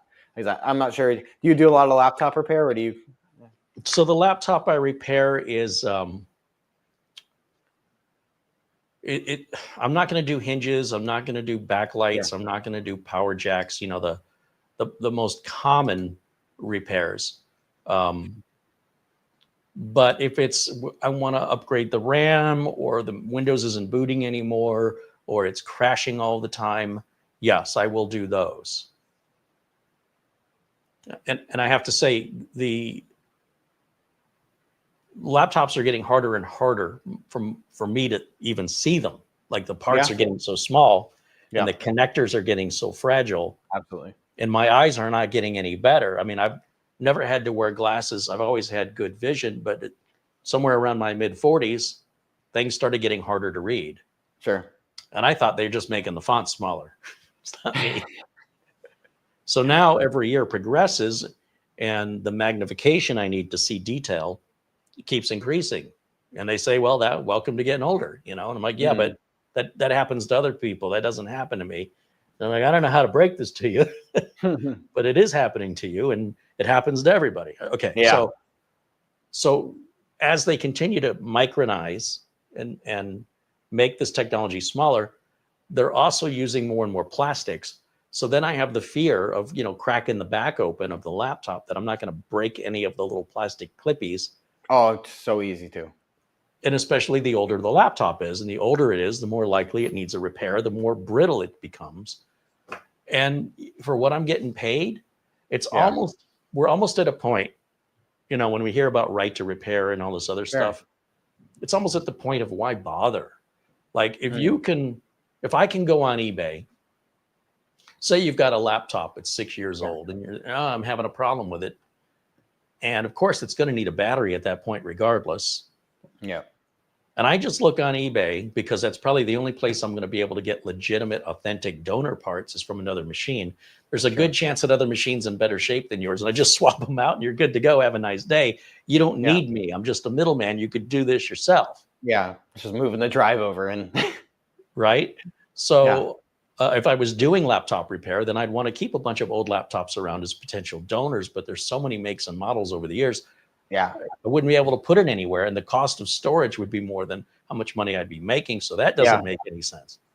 Wouldn't you rather just get a brand new laptop with a shiny new screen and a new battery and a new warranty, running the latest version of Windows, and you have peace of mind that you're under warranty? Treat yourself, especially if your older laptop was not, let's say it wasn't a Dell XPS or anything, but just a midline $500 laptop. Didn't you get your money's worth out of it after 5 or 6 years? Oh yeah, if you made it that long without the type of laptop, you got your value. I've got people showing me 10-year-old laptops. Yeah. And I'm like, it doesn't owe you anything now. It was never really designed to run 10 years. It's running great, Carey. What are you talking about? I'm not saying it's not going to run great. I'm just saying that you're on a second life. You're onto your third life. It doesn't have 9 lives. It really was intended to have 1. No, these systems were built disposable from the, because it's cheaper to wait a minute. It's cheaper to build them disposable, and the consumer wants to buy overall the cheapest thing. Yeah, and then complain you can't repair it. It's like, well, it makes my head hurt. Yeah, people go, it's what hard. About all the e-waste? You're like, well, you're the one buying it. Stop buying it. So it's a very hard situation. I think, from my perspective, because I do a decent amount of laptop repair stuff, and there's stuff I won't do. I don't. What's your most common laptop repair? Probably batteries, screen, or hinges. Those are going to be the top 3. And those are going to be pretty much like the only thing you can really do. Outside of like software related or like maybe like a drive or, RAM. But let's just say of the actual like laptop component aspect of it, the battery, hinges, and screen are going to be the three most common things to go out. And typically what do fail. The hinges are not getting any better. That's because it's how they're manufactured. They basically, they do those mold injections with the little metal nuts, and they break off, and then all of a sudden your hinge rips right off your back of your screen. So that's a really common one, and those happen on people's systems that are like a year old, and it's that part's crazy. And I will do one of those. I'll do the battery repair. Yeah. But I'll refer them to you if they want anything. Yeah, I mean, it's like it's and even then it's expensive. I mean, yeah. And getting genuine parts is hard too. Like there's sometimes I can't get the part. Like for instance, if you want to do, let's say most of the time when the hinge breaks, it's because it breaks off from the back cover of the screen. That's typically where the hinge. It's not the hinge. The metal hinge is perfectly fine. Yeah, it's the mounting point. Mount. Yeah, exactly. The mounting points. It's those metal inserts on the plastic. You can do a janky fix where you can drill out and put, but I don't do that. You're really good. I refuse to do that. I won't do it for people. I know another shop that will do it, and I'll point them there. I don't like putting my name associated with that. So with those ones, you have to buy that back cover. But to get the back cover, I don't like buying, unless like we can't find anything. I don't like buying that part from, where you're not getting a guaranteed OEM part. So yeah, because the customer's expecting a guarantee. Exactly, they're expecting it. And the thing is, normally the only reason when I don't is because I have to tell them, look, there's nothing from any of these suppliers. If you want to proceed, I can find one. I can't guarantee the same quality, or I can't guarantee, but this is the situation of whatever you're dealing with. And, the problem is like, there's not that many suppliers for like the plastics of laptops that have OEM parts. And I think the only company that actually has a decent like service library of parts, like for like a parts store, like HP's parts store is a joke. It doesn't really work. Dell doesn't have a parts store. Lenovo is the only one that has a parts store that sometimes has parts.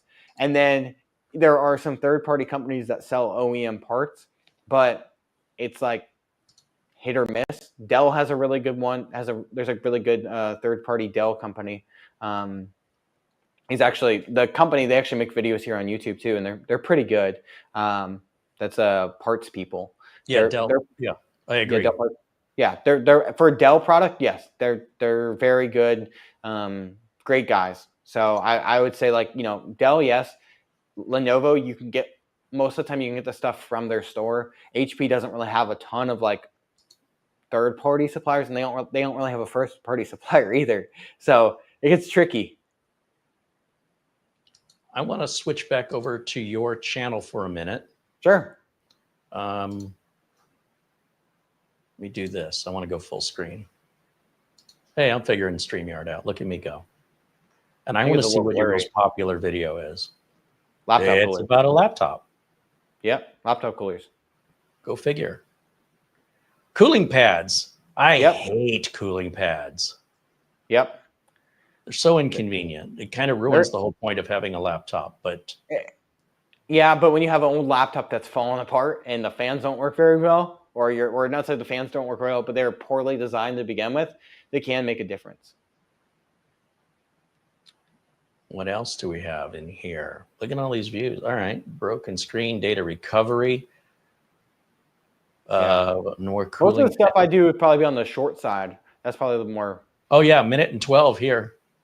Yeah, that was a short one. But yeah, if you go to the shorts tab, there's probably more of what I do on a regular basis. Well, that's where I need to start looking then, because that's going to be more frequent. Yeah, this is every day. Every day. Yeah, you did mention every day, didn't you? Yeah. Look at that case. That's kind of neat. Yeah, that's the old Antec. I think land something. I don't know. Toebreaker. Yeah, it's pretty interesting. PC maintenance. GPU upgrade. Yeah. Oh, okay. Let's talk about tools. And Sure. here's my deal. Let me go back full screen for a second. Hopefully this will work for me and put you on the screen too. Okay. I get questions from people that they want to learn how to become a tech, but they don't. Yep.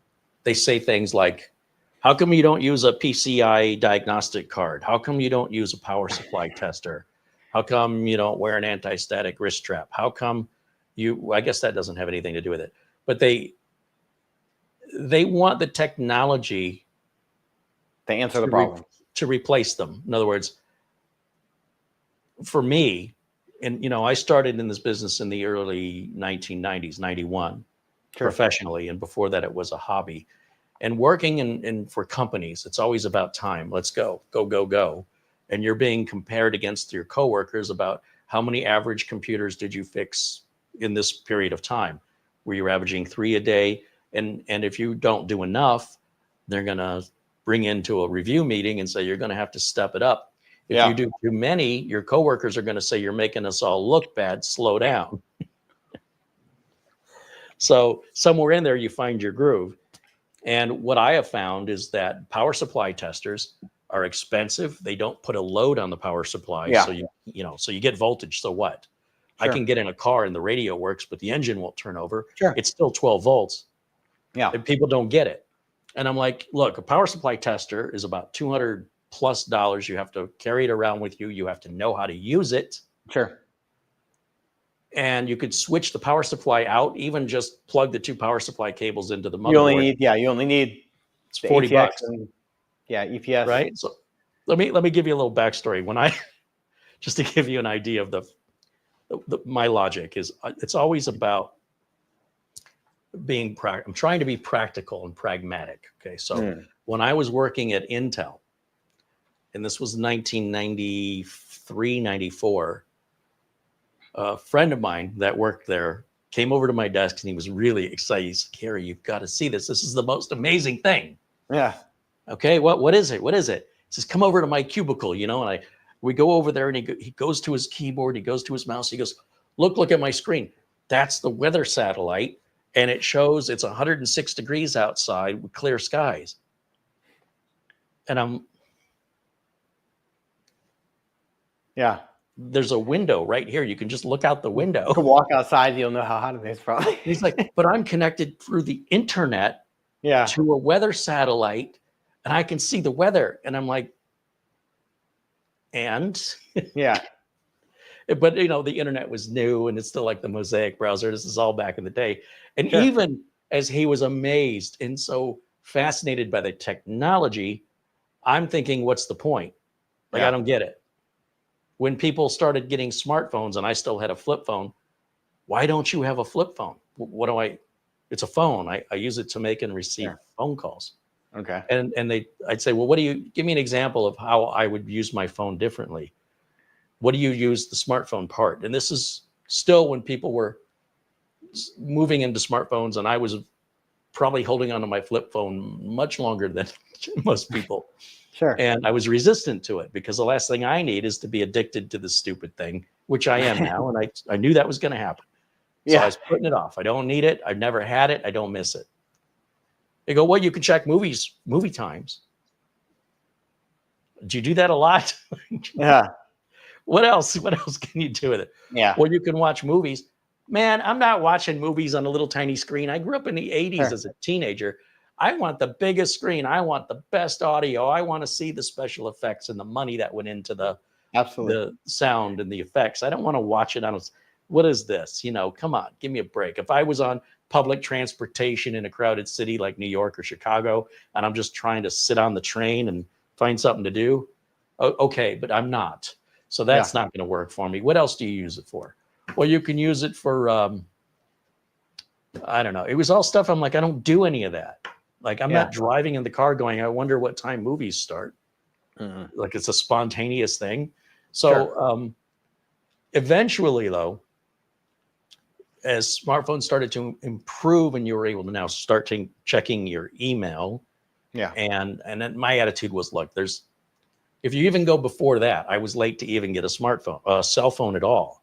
They're like, why don't you have one? I said, there's no call that's so important that it's going to interrupt me driving. Just whatever it is, it can wait till I get to where I go, and I can, back then we had a pager, and it will beep, and you just call back the number and find out what's going on. But you couldn't do that when you're in the car. You still had to wait till you got somewhere to use a phone. Yeah. So I grew used to that, and I never complained. I wasn't like, gee, I wish I could just take a phone with me everywhere. It's super convenient, especially if you're in a traffic accident or you see something where you can call the police. You don't have to go find a payphone or one of the blue emergency phones that we used to have to look for, or knock on somebody's door and say, can I use your phone? So, there's a lot of plus sides to it, but was not an early adopter. And it was very expensive. You had to pay, heck, even on internet, you paid per minute for AOL to use dial-up. You paid for every text message you would send on a phone. Sure. You had certain hours of the day that you could call for free. The peak hours. So it's all changed now. It's all become a lot cheaper. These are now replacing people's computers, and I am seeing the decline of business from consumers in my business. Mm-hmm. And I believe what's happening is everybody's going, this is all I need, or a tablet. I don't need the whole computer anymore, because they're not creators and they're not gamers.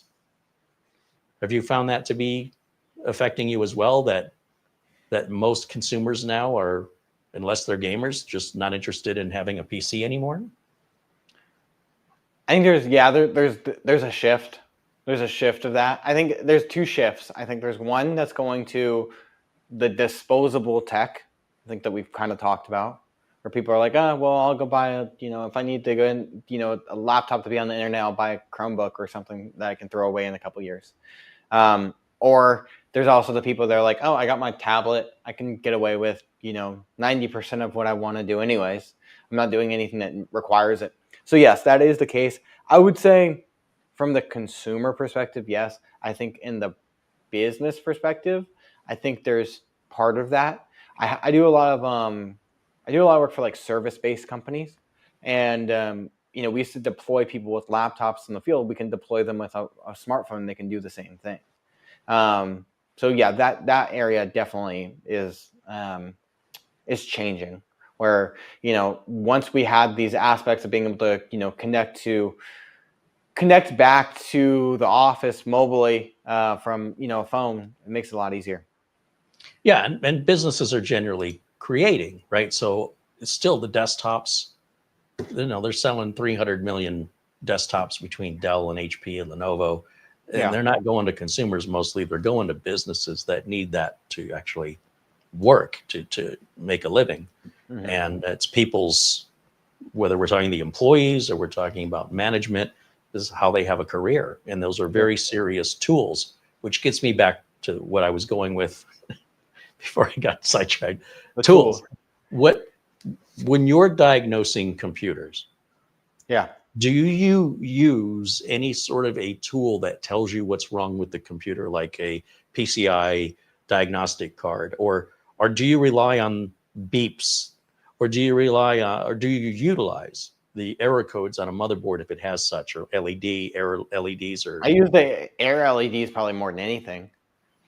And do you find that they're accurate? No, but they're usually good. They're usually pointing in the right direction. Well, I'll give you an example. If a motherboard LED says RAM, yes, sometimes it has nothing to do with the RAM. It has to do with the power. CPU. Yeah.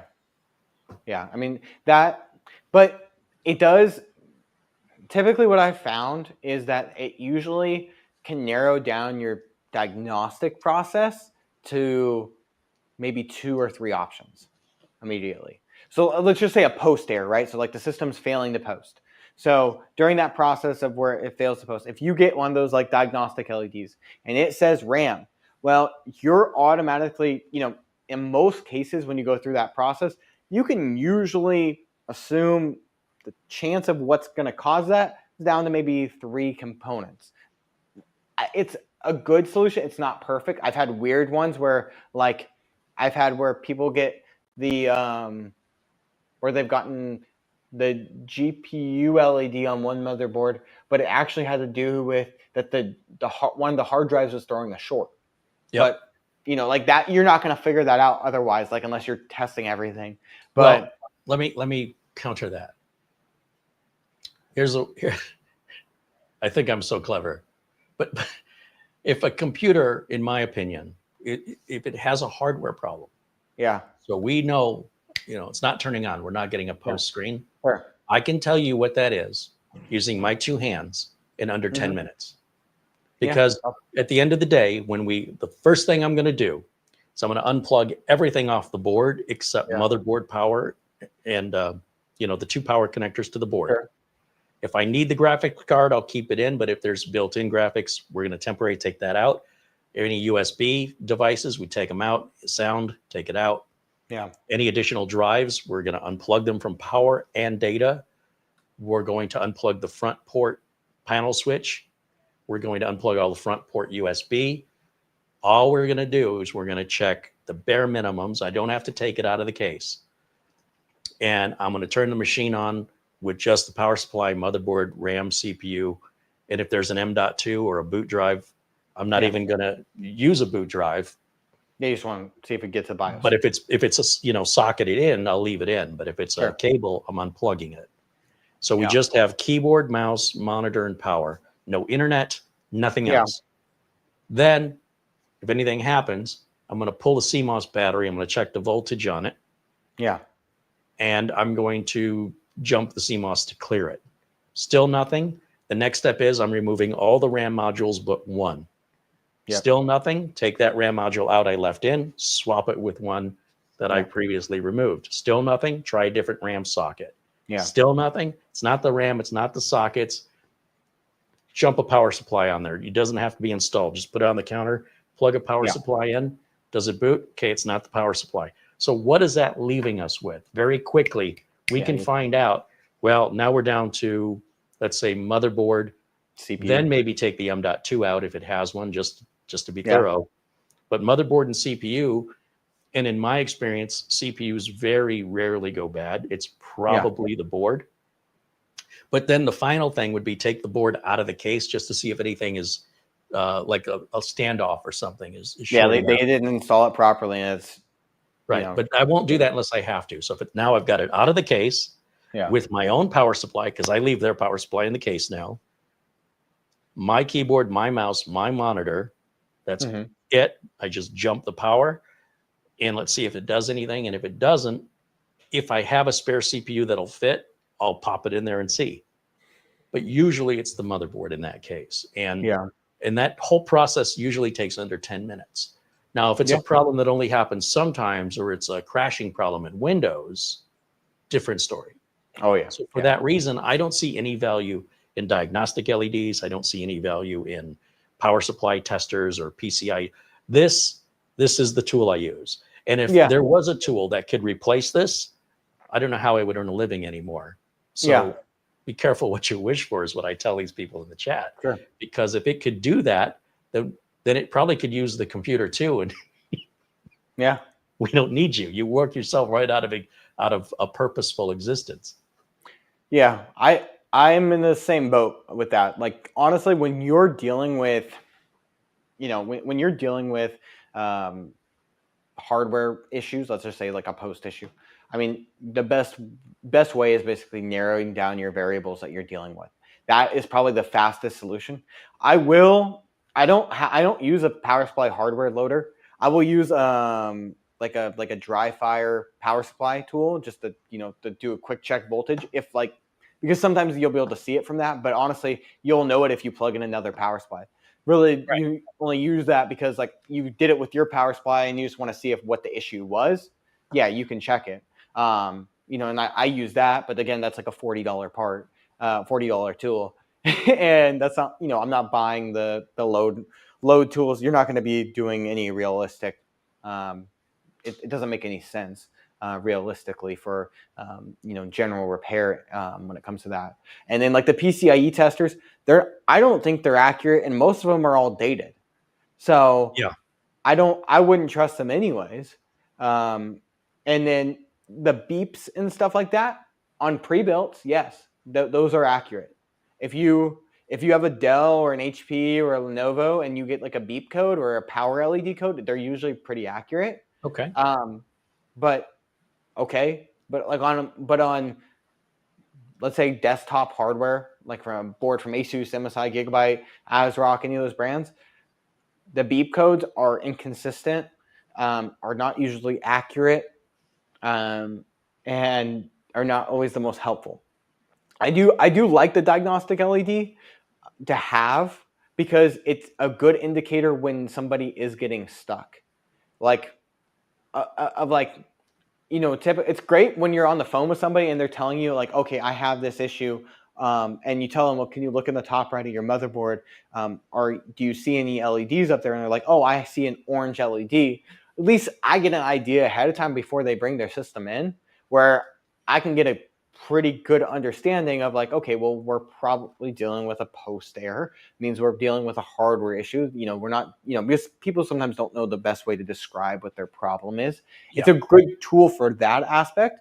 I don't think they're, like I said, perfectly accurate, but it is a good starting point to have. But honestly, it's not what's going to, solve your problem at the end of the day. Yeah, it's more information. It may be helpful, it may not be. Yeah. And because it's not always helpful, I Yeah. just try not to rely on it. But I will look to see, am I seeing progress? Are the Yeah. lights moving?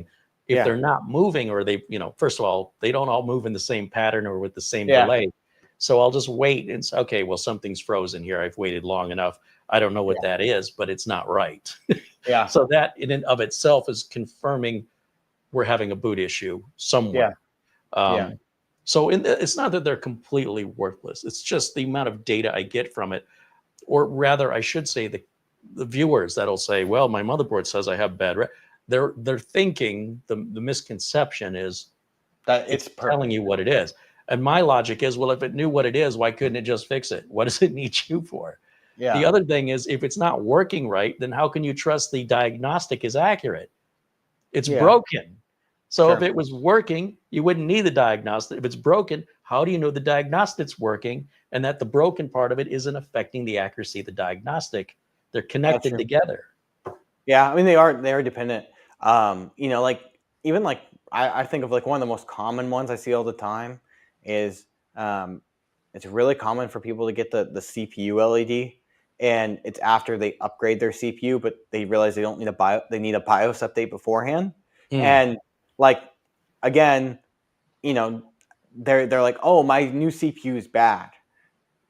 But in reality, it's a BIOS update that they just didn't do ahead of time because they were on an old BIOS version, and maybe they went from like a 7,000 Ryzen to a 9,000, and that happens all the time. Or even if they go to the same generation, they just go from like they had a 7600X and they went to the X3D CPU, and they bought that motherboard pretty early on and never updated their BIOS.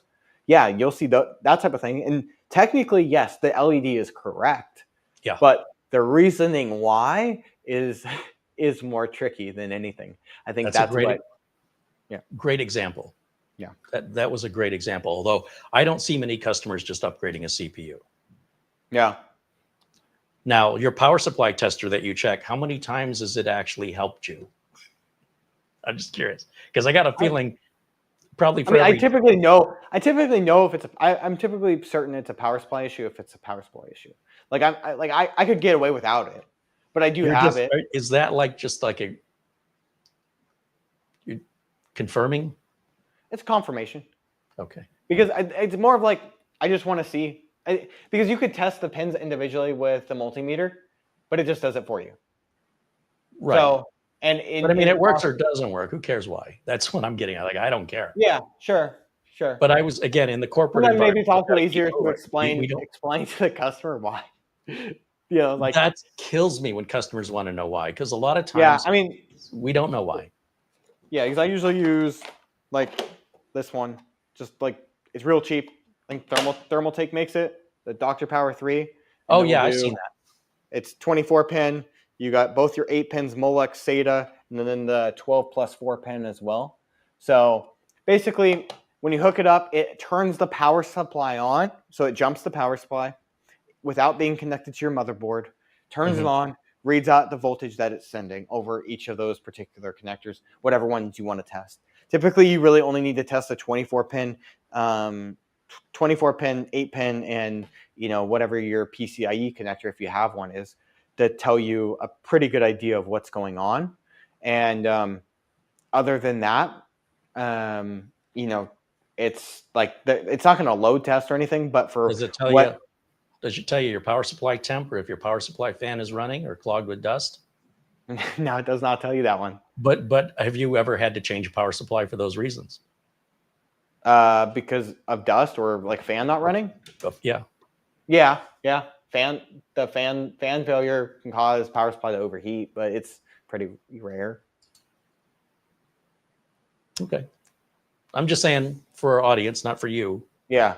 That in your example there, you're covering a very specific. Sure. It's not 100% coverage. You're just looking. No. All I want to do is I just want to know, like, okay, is it because of a lack of voltage, or is it because maybe it was plugged in wrong? I don't know when the customers bring in the state that people bring in their computers is. If you've worked in this industry, you've seen weird stuff. Yeah. How did this ever work? You look at it, you're like, I mean, I found a frog in a computer once. A frog? Yeah. Living? No, it was dead. It was tucked under the power supply, and that guy lived nowhere near water. Never had a pet frog. How does that even happen? I don't know, but this is like that's why sometimes I do like to have. This is the only tool I would say confirmation, that and battery tester, CMOS battery for the CMOS batteries. But you could do again with a multimeter if you wanted to. Show me that tester again. I want to see. So it can do regular batteries, but it also can do button batteries. Does it show you voltage, or is it just got a little red, yellow, green? It's just red, yellow kind of thing. See, you can get ones with the voltage, but yeah, I need to see the voltage. I can't. I don't know what yellow means. I don't know what red. I mean, I get an idea red, but the question is. So I used to have one of those, and I realized I couldn't tell how bad the battery was. So I really wanted to know the voltage, and you're right. These are really not any more expensive. Yeah. And then you can test button cells and everything. But now I can see how many volts are on there. Sure. It's pretty bad when I put a CMOS battery in there and nothing happens. You can see error or something like that. No. Yeah. I mean, that's because this has no battery in it. So if the battery, it's got to use the battery to display the voltage. Yeah. Oh, okay. Yeah. So if the battery's dead, it's like it's just dead. I'm like, okay, well, then I wonder if my tester's broken. Yeah, absolutely. Well, with the CMOS batteries, typically they're either gone or they're still working. Like for the most part, as long as they are there, they're like, if they're functioning, even if they're not, the charge is a little low, they're usually good enough. Good enough to like do what they need to do. And even then, the batteries, when they do fail on most modern boards, don't affect a whole lot these days, because it doesn't automatically clear the CMOS like it once did. On the older boards, yes, it does, but on the newer boards, typically it doesn't cause the same issues as they once did. But on like old systems or like pre-built systems, it can throw some weird errors sometimes. The system may not even turn on if a BIOS battery's dead. I had one like last week or something, I think. I've got a question here. We're just over 2 hours, and I appreciate you've been with me this long, and I still have another 3 hours worth of questions for you, but we'll save it for next time. I hope you'll come back. Barry Klein has a question here that I think will be a good one to sort of wrap it up with. Do you have what is your most memorable WTF moment client story? I think the frog story. Yeah, I mean, crazy. Guy came in, wanted a system upgrade. We were going to do a few different things. I think we were going to do a power supply, new motherboard. I mean, we're keeping the case, I think, and like maybe the GPU, but there was a couple things he wanted to do. But his particular reasoning, he needed a faster CPU for his particular task. It was like more of like a workstation, less of a gaming system. And he brought it in. I got it on the bench. I was going to do I think it was like a Saturday. So nobody's in the area like here. So like I'm just by myself in the shop, taking things apart. I had like pre-built his motherboard off to the side and kind of just got that prepped. Went to take his system apart, just popped the power supply forward, and all of a sudden I just see two little eyes looking back at me. And I'm like, what is that? I pull out my phone and I start filming it, and I pull it away, and there's just a little frog like smushed underneath that power supply. That just looked like he just got cooked from that. Probably trying to find heat or something, but I don't know exactly how it got there. I called the guy that day. I was like, I left. I was like, I'm done. I'm like, I Check, topped please. it out, and then I'm like, I'm not working on the computer the rest of the day. I'm gonna go home and go. It was Saturday too, so I was like, I'm not. I was being nice coming and working on it for him. I was like, I'm gonna take a break. So I called him. I'm like, you live near water? Have you ever had a pet frog? He's like, no, I've never lived anywhere near water. Like the closest water would be like, like 5-6 miles away or something. And there's no creek and no pool, nothing. So I don't know where the frog came from. And I'm like, I don't know. And I was blown away by what you could find for, for like a system like that. I was like, I wonder if that was a prince that just never got kissed, and that's what happens when you don't kiss the frog. Yeah, who knows? I want to show everybody your channel here on YouTube one more time and encourage them to go check it out and decide for yourselves if you like Matt's content, because I think if you like watching PC builds, repairs, practical advice from somebody who gets paid by customers professionally to do this work and is held accountable, so you want to see the side of it most enthusiasts cannot show you because, well, they would never be on their radar because they don't do that kind of work. So for me, finding a YouTube channel that does the work and shows the work that is professional, being held accountable for the work, anytime I find those and they're good, I want to bring it to my audience's attention because I think if you like my content, you're going to love Matt's content. The channel's Matt's Computer Services, and we'll have a link, if we don't already, in our video notes, or you can just go to YouTube and search it as I did up here. And be sure and click on all the different tabs here because YouTube now separates things out. So even I got caught up by not looking at the shorts. I don't normally watch shorts, so I was a little concerned when I saw your latest video was a month ago. Yeah. But and people do the same thing to me. They go, well, you're late. And I go, you got to click on the live tab. Live, right? For me. Yeah. I wish they would. Oh, look, there you are. Yeah. Are you simulcasting that? Or Yes, I am. Right on. Love it. So to all your viewers, thank you for hanging out with us.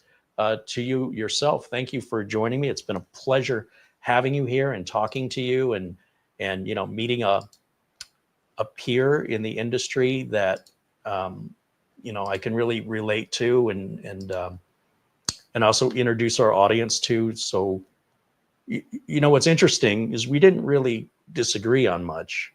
No. And I bet you we'll have to come on next time and find something we disagree on. And then, absolutely. you give your reasoning and I'll give mine and let the audience choose which one. Not publicly, they can keep it to themselves. But just to give them tell the audience to keep them to themselves. That's fun. That's what I'm saying. They're sort of like when they used to do movie reviews like Siskel and Ebert, and people would, they watch these movie critics, sure, and people would generally have their favorite. But what I'm getting at is there's not necessarily a right way or an only way. There's lots of different ways we can go about diagnosing or repairing a computer.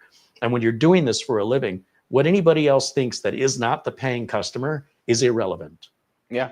Right. So as long as you're doing your job right, then you're in business. And the fact that you've been in business as long as you have, you're doing things right. It doesn't matter if I agree, and I probably do, but I still think it would be an interesting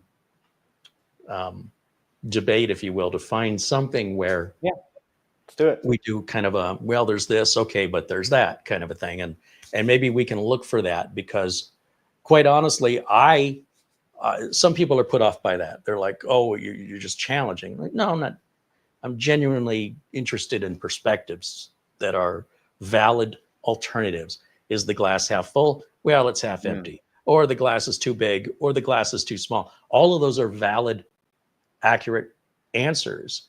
But generally, as human beings, we only provide, usually, from my experience, our only perspective, not other people's. And it doesn't invalidate somebody's opinion or perspective. It's making the audience aware they have choices. And it's for them to make the choice, whichever one resonates with them best. And it's right for them. And then for somebody else, the other person's right. Anyway, I think that'd be a lot of fun. Absolutely. Let's do it. All right. Let's figure something out.